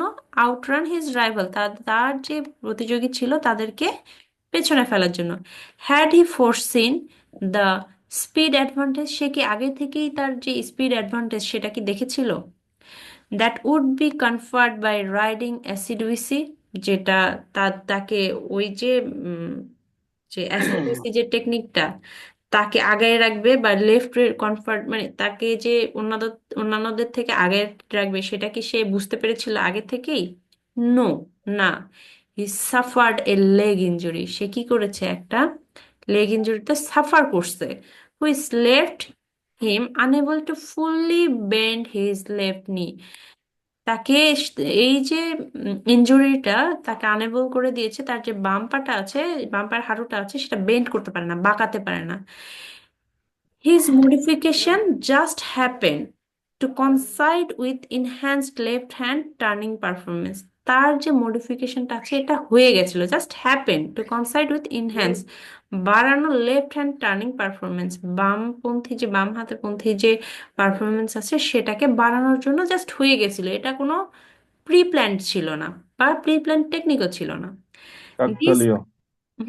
This led to the rapid and widespread adaptation. এটা কি করছে? র্যাপিড এবং ওই যে সবার সর্বস্বীকৃত যে হয়েছে এটা এটা এই ওই ওই তার হঠাৎ করে হয়ে যাওয়া জিনিসটাই কি হয়েছিল, সবার সর্বস্বীকৃত হয়ে গেছে। Of riding acey deucy by many riders, অনেকগুলো রাইডার্সের মাধ্যমে। A racing style which continues in today's, কি বলছে, থ্রু ব্রেড রেসিং। এখনো এই যে এই হঠাৎ করে হয়ে যাওয়া জিনিসটাকে এরা কি করে, এখন ওয়াইড স্প্রেড হয়ে গেছে এবং সবাই এটাকে মেনে চলছে। এখন যত মডার্ন রাইডার আছে সবাই ওটাকে ফলো করতেছে। তাহলে এখান থেকে আমরা কি পেয়েছি? প্রথমত একটা ইভলিউশনারি ভিউ সাপোর্ট করছে। কি সাপোর্ট করছে দেখি। ও, ইভলিউশনারি ভিউটা অনেক ক্ষেত্র থেকে আসতে পারে এবং এই ক্ষেত্রগুলোর একজন, এই যে ডোমেন, ম্যানি ডোমেন, অনেক ক্ষেত্র থেকে আসতে পারে ইভলিউশনারি ভিউটা। এখন এই ক্ষেত্রের একটা এক্সাম্পল দিয়েছে। এক্সাম্পলটা কি? একটা হর্স রেসিং হয়েছিল। হর্স রেসিং এর নাম হচ্ছে অ্যাসিডুসি সুকাল অ্যাসিডুসি স্টেরা প্লেসমেন্ট। এটা হচ্ছে যে টেকনিকটা সে ইউজ করছে সেটার পরে নাম দিছে অ্যাসিডুসি, ঠিক আছে।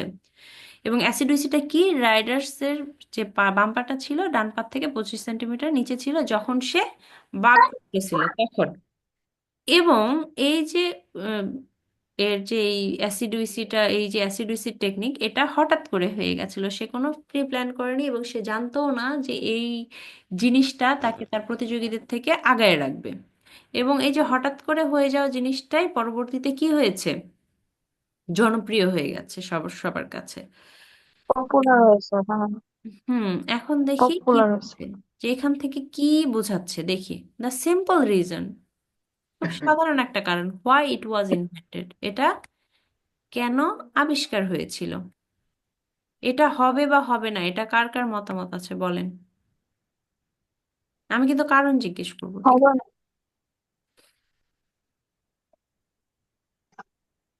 এটা কি একটা সিম্পল রিজন ছিল কোনো কিছু, যে এটা একটা সাধারণ কারণ ছিল যে এটা কিভাবে আবিষ্কার হয়েছিল এরকম?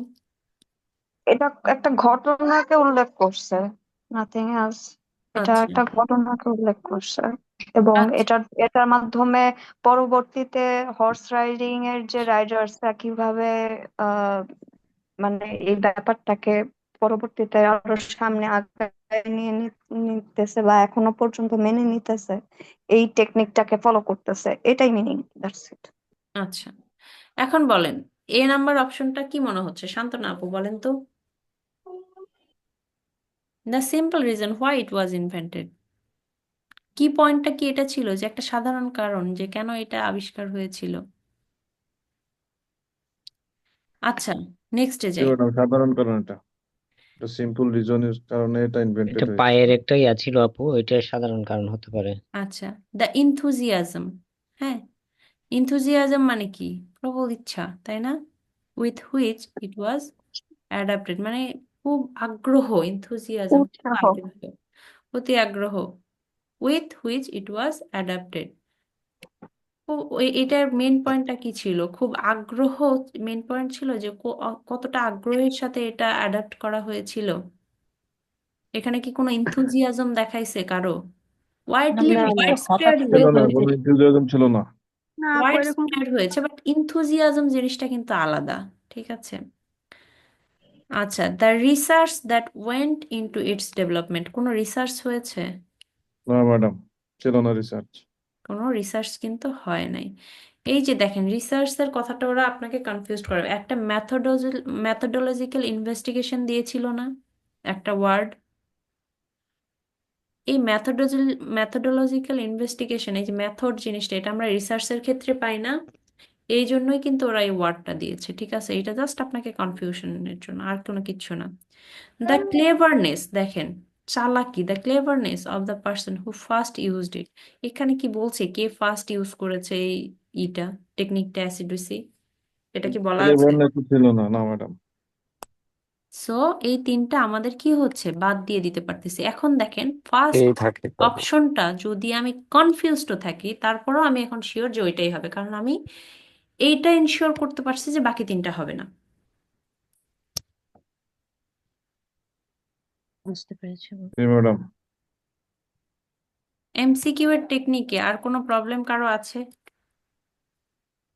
ম্যাম, বি কেন হলো না? বি নাম্বারটা কি বলেছে? The enthusiasm. ইনথুজিয়াজম, অতি আগ্রহের সাথে with which it was adapted, এটা অ্যাডাপ্ট করা হয়েছিল। এখানে কি বলেছে যে কতটুকু ইনথুজিয়াজম নিয়ে এটা অ্যাডপ্ট হয়েছিল, এটা এটা এটা বলেছে যে ম্যাডাম ম্যাম ও দুই এটা তো নাম্বারটা আবার একটু অনিচ্ছাকৃতভাবে ছিল একটা না এর মধ্যে, ইনভেন্টেড হয়ে এটা গেছে। খুবই সিম্পল একটা কারণ ছিল, কারণ ওর পাটা সোজা মানে বাঁকা করতে পারতেছিল না কোনো একটা ইনজুরির কারণে। এটা একটা সিম্পল কারণ ছিল, ওটা কোনো ভুলবশত বা উৎসাহ নিয়েও কোনো অনিচ্ছাকৃতভাবে। ইয়েটা করে নাই। এখানে দেখেন মেইন দুইটা জায়গা বোঝার আছে, কি পয়েন্ট অফ ইন্টারেস্ট, কি পয়েন্ট, মূল পয়েন্টটা কোথায় ছিল, কি ছিল অ্যাসিডুইসির মূল পয়েন্টটা, কি ছিল, ইনথুজিয়াজম ছিল, আমাকে বলেন।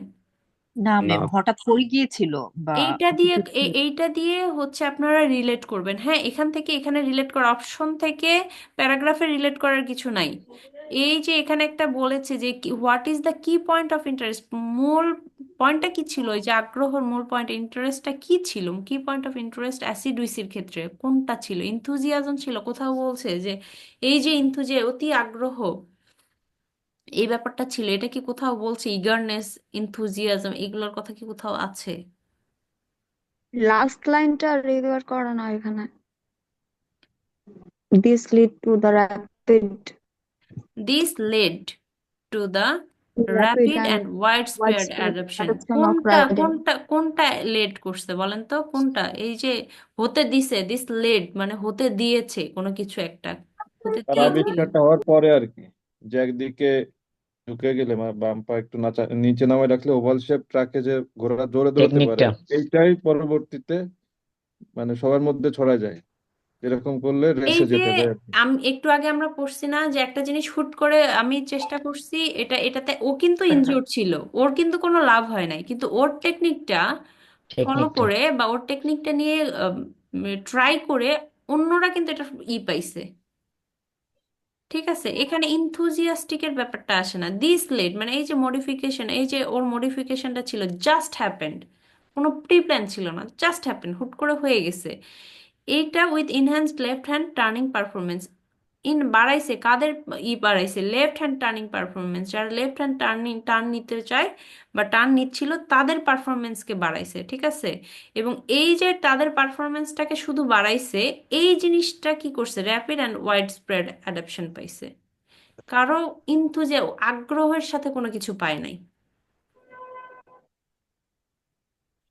এবং এটাই বিহেভিয়ারাল ইনোভেশন আর কি। এখানে যে জিনিসটা বলতেছে the enthusiasm with which it was adapted, ওই যে আগ্রহ, যে আগ্রহের সাথে এটা অ্যাডাপ্ট করা হয়েছিল, এটাকে আগ্রহের সাথে কেউ অ্যাডাপ্ট করছিল বলেন তো?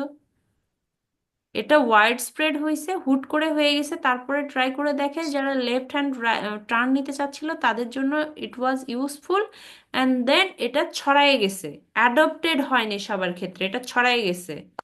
ঠিক আছে, জনপ্রিয়তা পাইছে, অ্যাডাপ্ট করা হচ্ছে, আপনি একটা জিনিস ট্রাই করছেন, সেটা আমি অ্যাডাপ্ট করছি মানে আমার মধ্যে নিয়ে এসেছি, এবং আরো যারা ছিল সবার মধ্যে এটা ছিল। শান্তনা আপু, আপনি কি এখনো কনফিউজড? শান্তনা রয় আপু।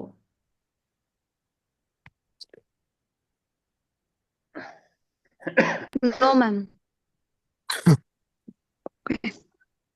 ওকে, ঠিক আছে, আর কারো কোনো কোশ্চেন আছে এই এমসিকিউ রিলেটেড?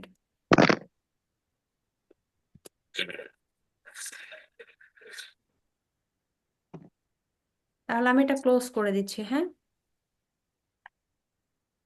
এত ব্যাখ্যামূলক ভাবে বুঝাইলে তো সবই বুঝি, সময়টাও লাগে, কিন্তু প্র্যাকটিসের সময়টাই তো। আমি ব্যাখ্যামূলকভাবে এই জন্য প্রত্যেকটা স্টেপ ধরে ধরে বোঝাই, যাতে করে আপনারা প্রত্যেকটা জিনিসের খুঁটিনাটিটা বুঝতে পারেন। আপনারা, আমি এভাবে বোঝানোর কারণ হচ্ছে আপনি যখন এটা নিজে করতে যাবেন তখন কনসিয়াসলি আর আনকনসিয়াসলি আপনি এই জিনিসটাই অ্যাপ্লাই করতে যাবেন। এটাই হচ্ছে আমাদের হিউম্যান সাইকোলজি। হ্যাঁ, আমরা যখন কোনো কিছু দেখি যে এটা এভাবে করতেছে, যে সিম্পল একটা জিনিস দেখেন, আপনি যখন ইউটিউবে দেখতেছেন একটা ট্রিক্স, একটা স্ট্র্যাটেজি, আপনি আনকনসিয়াসলি যখন কোনো কিছু একটা পড়তেছেন সেটাতে আপনি অ্যাপ্লাই করে ফেলতেছেন, তাই না?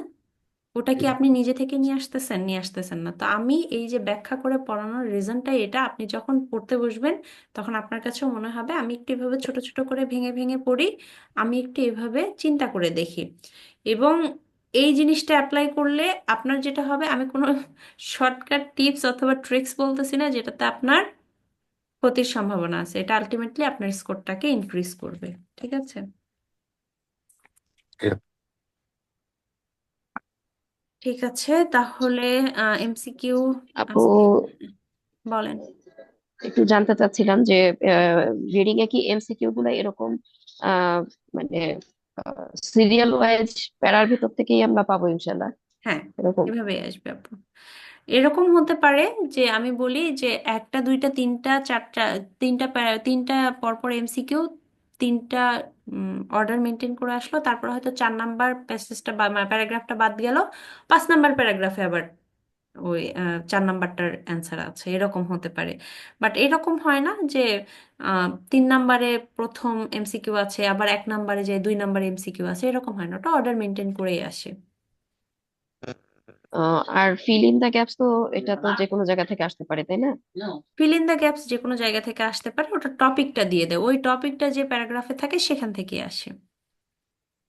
এবং যেটা টপিক ছাড়া আসে সেটা ওই হচ্ছে আপনার স্টেজ অনেক সময় দিয়ে দেয়, অথবা প্রথমের দিক থেকে থাকলে প্রথমের দিক থেকে আসে, ওটা ফিল ইন দ্য গ্যাপস এর যে ক্লাস হবে ওখানে বলে দিবে আপু। থেকে থ্যাংক ইউ আপু, থ্যাংক ইউ।